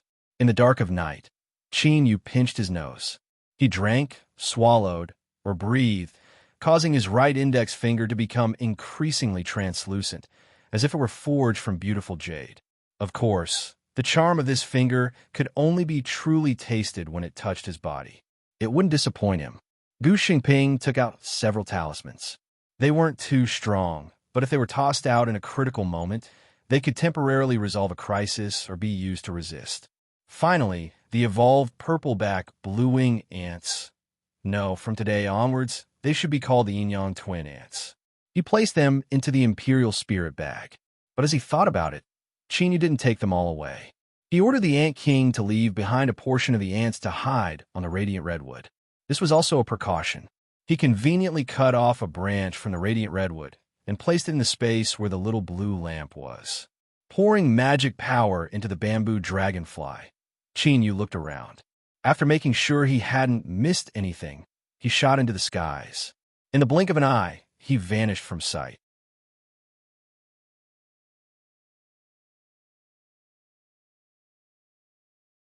Chapter 101. Genius in a second. Remember, love, go divided by small. Speak, net, to provide you with wonderful novels to read. Wide and straight streets, gorgeous wooden buildings, heaven-seek pavilion. These three words were free and unrestrained, without the slightest bit of mystery. Love, go, small, speak, Netku, of course. This wasn't Canyonwell City, but a large cultivator city within the borders of the Northern Dynasty called Song City. The reason he ran so far wasn't because he had nothing better to do. Although he had to return to Heaven-Seek Pavilion, Qin Yu didn't want to return with his original identity. If he changed his appearance and ran further away, then even if Heaven-Seek Pavilion had supernatural powers, they still wouldn't be able to determine who he was, right? Welcome to Heaven-Seek Pavilion. The female cultivator bowed. Her voice was warm and gentle, making one feel as if they were bathing in a spring breeze. Her appearance, clothes, and bearing were all excellent. Disregarding everything else, Heaven-Seek Pavilion did a good job in receiving guests. At the very least, looking at the scenery in front of them made one feel relaxed and happy. Qin Yu nodded. I have some questions that I hope to obtain answers from Heaven-Seek Pavilion. The female cultivator smiled. My pavilion will not disappoint you. Please follow me. She turned and led the way. Similar to Canyonwell City's Heaven-Seek Pavilion, they arrived at a separate room. Fragrant tea and desserts were prepared. The female cultivator knelt down and bowed. Her white chest was dazzling. She said in a soft voice, "Guest, please ask." Qin Yu thought for a moment. He slowly said, I would like to know how to cultivate 5 different magic power sources. The female cultivator furrowed her eyebrows, as if she were stumped. After several breaths of time, she said, Guest question involves extremely esoteric content. I will need to look into it to see if there is anything guest needs. Qin Yu nodded. The female cultivator bowed and drew back. She left the private room and avoided the line of sight as she walked into the inner passage. Her smile faded and was replaced with a dignified expression. She called over a guard and whispered some orders.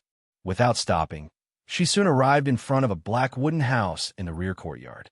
She respectfully said, Master, there's a guest who wishes to inquire about the 5 elemental magic power sources. After a brief pause, a hoarse voice sounded out from the wooden house. Investigate and determine his identity. The female cultivator lowered her head. I have already ordered someone to do so. As soon as he finished speaking, the guard from before hurried over. He first bowed to the wooden house, then presented the jade slip with both hands before turning around and retreating. From beginning to end, he did not say a word. The female cultivator probed him with her divine sense and revealed a trace of surprise. she said in a soft voice, reporting to Master. This person is the disciple of a mysterious alchemy grandmaster. He is the Chinyu of the destroyed Southern Empire's Eastern Mountain sect. Several years ago, he went to the Canyonwell City Branch Division and purchased 4 types of problems and solutions to breaking into the Golden Core realm. According to the information sent back by Fish Scout, Chinyu's current status is Immortal Eclipse Valley's junior uncle. He once successfully refined a 5th-grade pill and attracted pill tribulation. If Chinyu were here, he would definitely be panic-stricken. His basic information was contained in this jade slip, without any mistakes or omissions. The wooden house was silent for a long time. Then a voice sounded out. Chinyu comes from Immortal Eclipse Valley, and he also seeks information related to the 5 elemental magic power sources. Could it be related to the 5-element sword array? This is quite interesting. Whoosh! Ripples appeared on the door of the wooden house, and a jade slip flew out. It seemed that this wooden house wasn't real, but was instead formed by some strange power. The hoarse voice said, "Give him the information in the jade slip." At the same time, raise the level of information related to Chinyu to the 2nd level. The female cultivator's complexion shrank. She received the jade slip with both hands and bowed. Immortal Eclipse Valley. It seems that there is some fate between me and this old man. The voice seemed to sigh with emotion, but for some unknown reason, it caused one's heart to feel a chill. The door was pushed open. The female cultivator's face had already returned to its previous gentle smile. "Guest, please don't blame me for making you wait." Chinyu waved his hand. "It's fine." The female cultivator knelt down and placed the jade slip on the table. The information that guest needs is listed in this jade slip. It is priced at 100,000 spirit stones. It wasn't that she was asking for a lion's share of the information, but that her master had bestowed her with a minimum of 100,000 spirit stones. The price she quoted was based on Chinyu's 2nd-level status. Chinyu frowned. He hesitated for a long time and then nodded. "All right, but I will need to use several treasures in place of spirit stones." The female cultivator smiled. "Of course." Chinyu took out a storage bag. There were over 80,000 spirit stones inside. He hesitated for a moment and then took out 3 magic tools from another storage bag. The female cultivator inspected them. "There's no problem. These 3 magic tools are all top-grade Golden Core realm magic tools. They can be exchanged for 20,000 spirit stones." Chinyu relaxed. He pointed a finger. The female cultivator nodded. "Guest, please feel free." He took the jade slip and probed it with his divine sense. Soon, Chinyu was immersed in it, constantly praising it in his heart. The omniscient Heaven-Seek Pavilion was just as he thought. The jade slip contained a complete method of cultivating the 5 elemental magic power sources. There is a great deal of detailed information, but it could be summarized as follows. Take the 5 elemental spiritual objects as the foundation and use a secret method to refine them into your Dantian Sea to condense the 5 elemental magic power sources. Of course, the process couldn't be so simple. There were extremely harsh requirements for the cultivator, but this was enough. This was because the greatest requirement to refine the 5 elemental spiritual objects was a formidable soul. To Chinyu, this wasn't a problem at all. After a long time, he determined that he had memorized all the information in the jade slip and then retracted his divine sense. Kacha, the jade slip shattered. For some unknown reason, as Chinyu looked at the shattered jade slip in his palm, his heart began to race. He maintained his composure and said, "Your pavilion's jade slip is quite mysterious. I didn't feel any spell or aura, but it was actually able to self-destruct."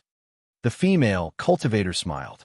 Guest isn't the first to ask about this, but this involves a secret of Heaven-Seek Pavilion, so forgive me for not being able to tell you. Chinyu nodded. That should be the case. He stood up and said, "The transaction is complete. I bid my farewells." The female cultivator smiled and sent him off. After leaving Heaven-Seek Pavilion, Chinyu didn't stop at all. He blended into the stream of people and soon vanished. A moment later, he appeared outside Song City. He looked down at the shattered jade slip in his palm, his eyes flashing. He had tried several methods along the way, but none of them had succeeded. It was as if it were just a pile of ordinary jade slip fragments. But what was the reason for that throbbing feeling from before? After thinking for a long time, Chinyu shook his head and suppressed these thoughts. Magic power surged out from his palm, and the jade slip fragments were completely crushed into powder. Whoosh! He shot into the skies. In the rear courtyard of Heaven-Seek Pavilion, within a black wooden house, a hoarse voice chuckled. What a sharp and intelligent junior. But if I couldn't even hide it from you, how could I establish myself in Heaven-Seek Pavilion? Interesting, interesting. Perhaps I should help you once more. The surface of the wooden house fluctuated. A man in black robes with only a pair of gray eyes revealed walked out. He knelt down on one knee. Greetings, master. Ghost, tell Chinyu about what happened in the demonic Path Sea region. Remember to be careful. Don't let him discover anything unusual. The black-robed man respectfully nodded. He took several steps back and stepped into the shadows of the flowers. His entire body seemed like a pool of black water as he melted into them. Not long after leaving Song City, Chinyu landed. After making sure no one was following him, he turned around and hurried on his way. 5-element spiritual objects. Although he had found a method to condense the 5 elemental magic power sources in Heaven-Seek Pavilion, there were still layers upon layers of difficulties placed in front of him. The reason spiritual objects were called spiritual objects was because they had developed their own spiritual wisdom and had their own consciousness. They were similar to spirit treasures, but the chances of them being born were far lower. What they needed was something purely formed by the heavens and earth. After being bred by the heavens and earth, they would finally give birth to a spiritual sense. But not all heaven and earth objects had the qualifications to be promoted to a spiritual object. And most importantly, their rank had to be high enough. This was because the higher the rank of an object, the more difficult it was for it to give birth to a spiritual sense. Otherwise, if a tree gave birth to a spiritual sense, it wouldn't be a spiritual object, but a monster. An ordinary cultivator might not even see a single spirit treasure in their entire life. But what Chinyu needed to prepare were 5, and they had to be of the 5 elements. This was no less difficult than ascending to the heavens. If he were to search for them with his own strength, he feared he wouldn't be able to gather them all even if he spent all his time. Thus, from the start, Chinyu planned to spend a great deal of money to purchase them. When he was in Heaven-Seek Pavilion, he had replaced spirit stones with magic tools.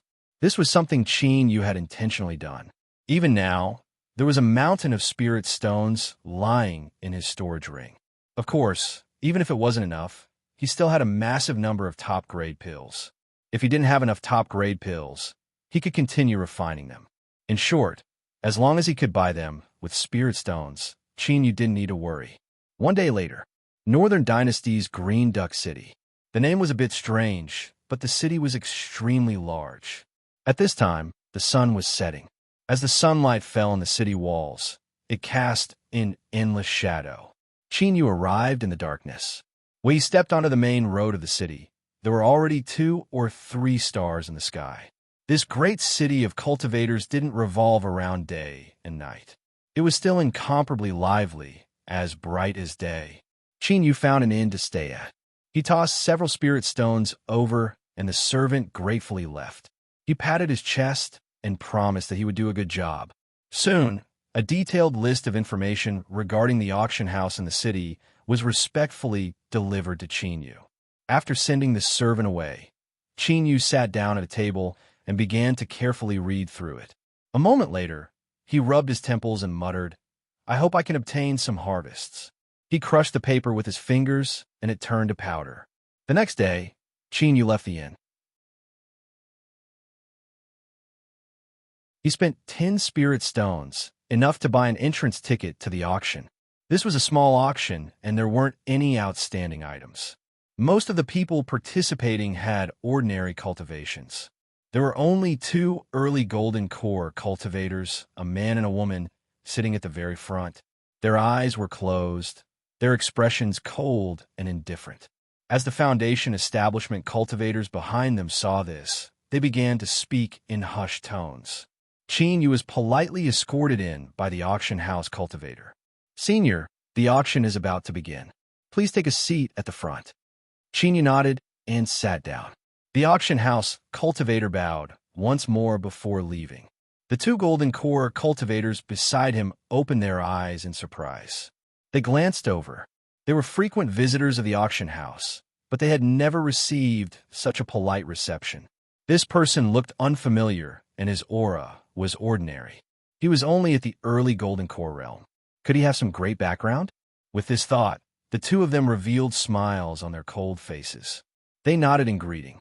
In this day and age, it was easy to offend others. It was best to be careful. Qin Yu nodded in return. Seeing that he didn't have any intention of speaking, the two golden cores tactfully turned away after greeting him. They were even more certain that this person's background wasn't ordinary. If nothing else, then just his calm composure wasn't something that ordinary cultivators could compare with. Soon the auction began. The items were quickly traded. Most of them were auctioned by the foundation establishment cultivators at the back, so there weren't many waves. It wasn't until an ancient deep-sea shell appeared that the eyes of the two golden cores brightened, and they began to bid. At the same time, they couldn't help but glance at Qin Yu. Seeing that he had no intention of interfering, they relaxed a little. In the end, the ancient shell was won by the female golden core cultivator.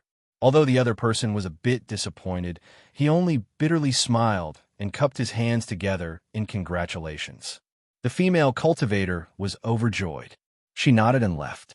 It was clear that she had come here for this item. After obtaining it, she didn't plan on staying any longer. Soon, the auction came to an end. The auctioneer hesitated for a moment and then stepped off the stage. He cupped his hands together and said, "Honored guest, how may I be of service?" A golden core cultivator's time was precious. How could they sit here for 2 hours for no reason? Qin Yu said, "I have a transaction to make and would like to see the auctioneer." He had used his previous actions to express his sincerity. The auction house quickly responded. The two golden cores led Qin Yu into a chamber to speak. Soon after, the chamber door opened and Qin Yu cupped his hands together in farewell. After he left, the auctioneer bitterly smiled. This person was indeed a financial backer, a great financial backer. Unfortunately, his standards were too high. 5-element spiritual objects. They had only heard of such things and had never touched them before, so they naturally couldn't take them out.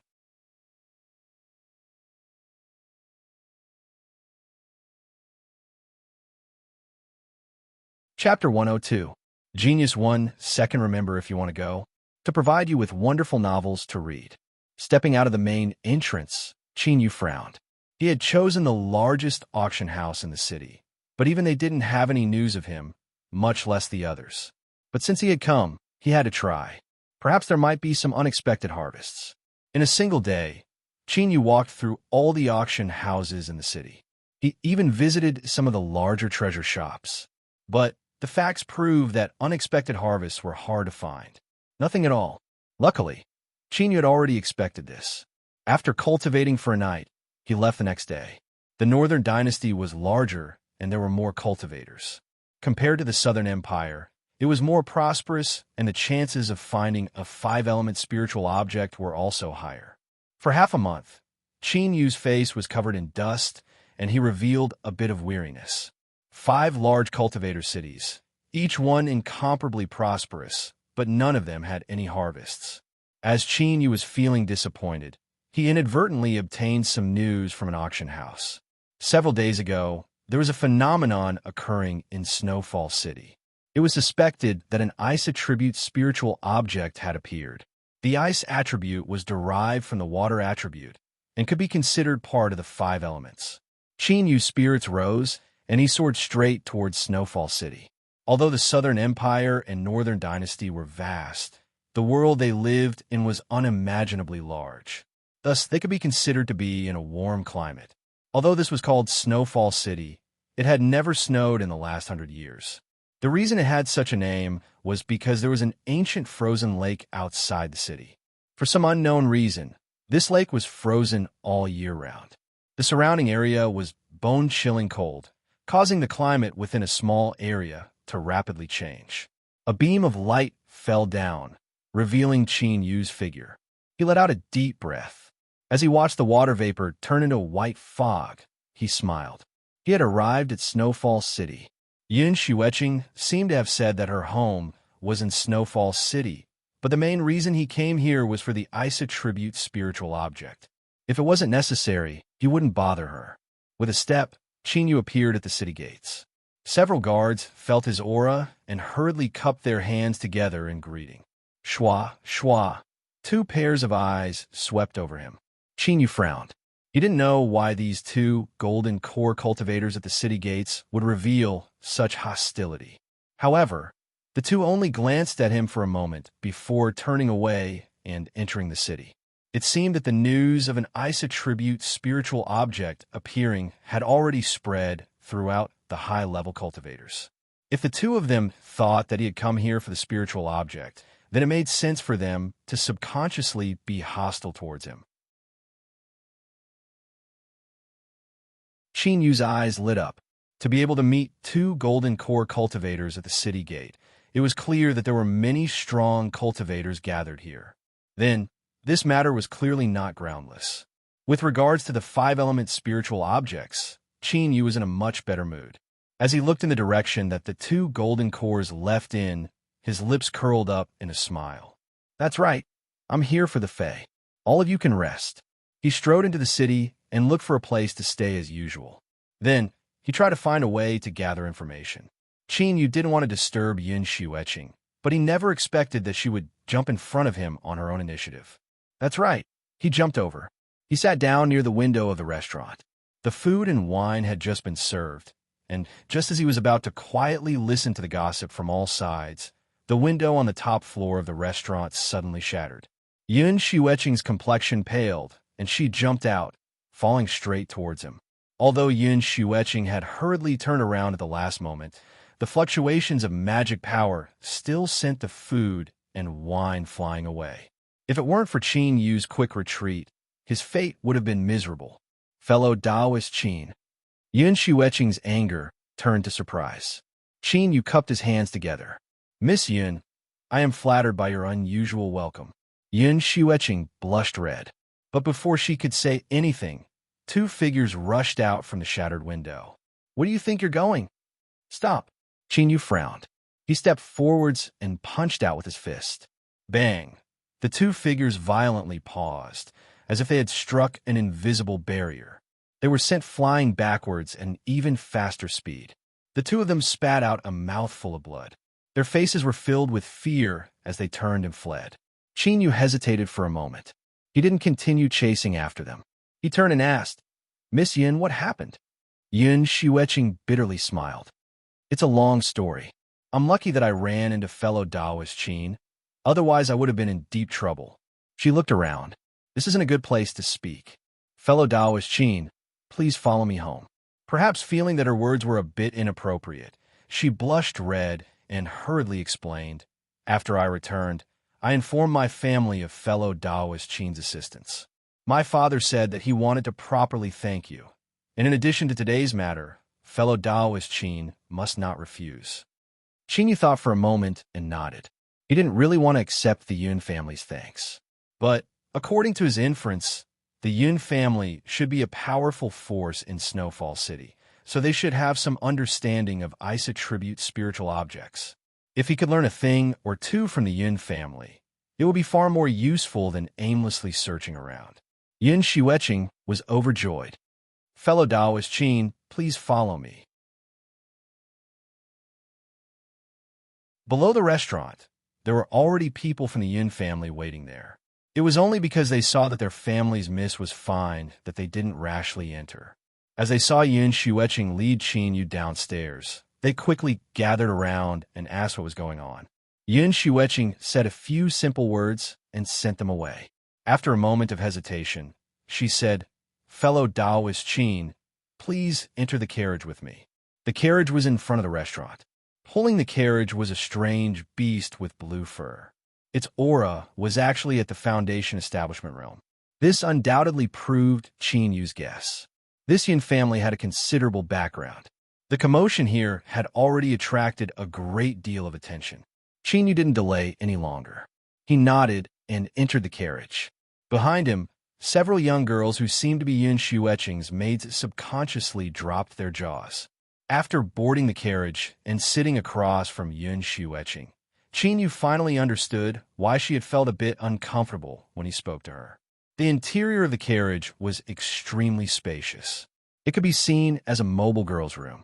The colors were warm and the fragrance of incense wafted through the air. In particular, there were several clothes placed on the rack in front of the screen. Although they were folded, they still caused Yun Xueqing's face to flush red. Seeing her flustered expression, Qin Yu placed the clothes into his storage bag and closed his eyes, pretending as if he hadn't seen anything. As Yun Xueqing saw him close his eyes in meditation, she relaxed a little. She immediately felt that Qin Yu was someone who understood the bigger picture. Although they didn't have any romantic feelings between them, this didn't stop her from appreciating Qin Yu even more. She originally thought that they could talk about their farewells on the road, but now wasn't the time to say anything. Luckily, the Yin family wasn't too far away, so the quiet young man and woman in the carriage didn't feel too awkward. When the carriage came to a stop and a servant's voice sounded out, Qin Yu opened his eyes. He didn't know why, but as she felt his gaze, Yun Xueqing blushed. She lowered her head and said, "Fellow Taoist Qin, we've arrived. Please go first." In this environment, Qin Yu felt uncomfortable all over. He got up and left the carriage. Before he could take another look, a youth in fiery red robes rushed out from the main entrance of the Yun family's grand residence. As he saw the carriage, his eyes brightened and he loudly said, "Cousin, I heard that someone is plotting against you in the city.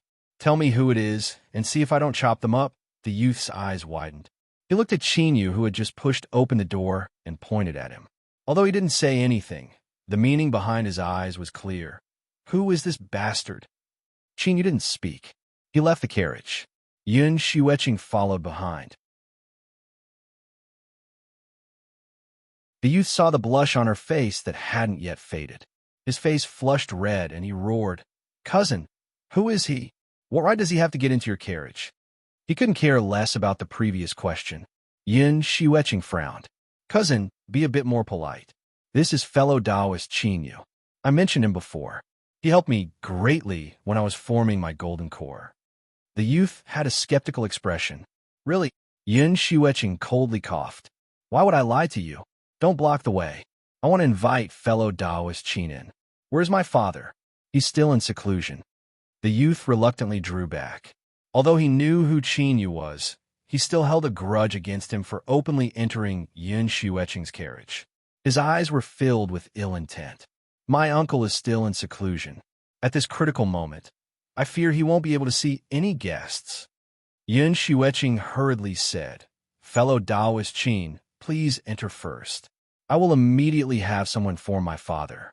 If it really isn't possible, then you can stay here for the time being so that I can express my gratitude."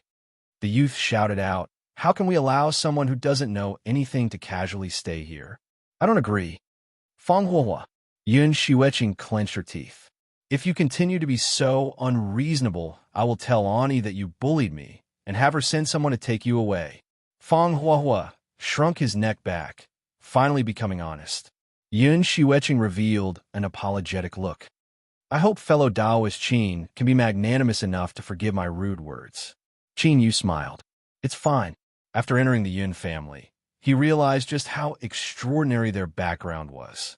Although Qin Yu hadn't been wholeheartedly studying array formations during this time, he had still read through many of the jade slips that Gu Shengping had left behind. At the very least, his eyesight was much higher than before. At this time, looking at the entire Yun family residence, he could see that there wasn't a single place that didn't exude a faint aura of array formations. It was clear that if a powerful enemy were to invade, the beautiful scenery of this residence would instantly turn into a terrifying killing machine that harvested lives. Fang Huahua coldly coughed. The Yin family residence was personally designed by the Fong family's old master. Once the array formation is activated, anyone below the nascent soul realm will die. His eyes flashed downwards, revealing a bit of contempt, a bit of mockery, and the rest filled with satisfaction. Of course, these words were filled with a warning. Yun Xueqing glared at him. He quickly turned his head, but he still coldly glared at Qin Yu from time to time, as if telling him to pay attention to his status and not have any ill intentions. Qin Yu's heart was filled with helplessness. He even suspected that with such a temperament and such a low EQ, just how had he managed to cultivate to the Golden Core realm. Although he was only at the early Golden Core realm and his aura was a bit weak, he was still a Golden Core. As Qin Yu thought about how much he had suffered in order to reach Golden Core, he bitterly smiled. He also had an impulse to beat up this brat. He turned his head and looked at the array formations in the residence. What the eye doesn't see, the heart doesn't grieve over. Fong Huahua's complexion darkened. He felt as if he had punched cotton, and he found Qin Yu increasingly displeasing to the eye. As Yun Xueqing saw that Qin Yu didn't care, she let out a sigh of relief. She also appreciated his broad-mindedness. She looked at her cousin who had just stepped into Golden Core through some dogs at luck and found him displeasing to the eye. She wanted to drive him away, but she was afraid that it would backfire, so she lowered her head and ignored him. The Yin family's main hall was nearly a small temple, but it had an extraordinary atmosphere. Several Yin family masters had already received a message from their servants. They all came out to greet Qin Yu with smiles on their faces. Fellow Taoist Qin, Yu has come to visit. The Yin family is honored by your presence. Please come inside.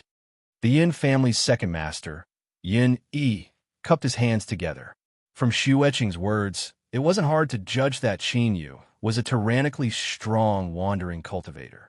This sort of person had no worries and did things according to their whims. Although they didn't have any foundation, they were the most difficult to deal with. Although the Yin family didn't fear him, since he had saved Xueqing, they should take advantage of this opportunity to be on good terms with him. You're tuning in to the Warrior Lore YouTube channel. Don't forget to subscribe and join us on this journey to catch the most captivating stories.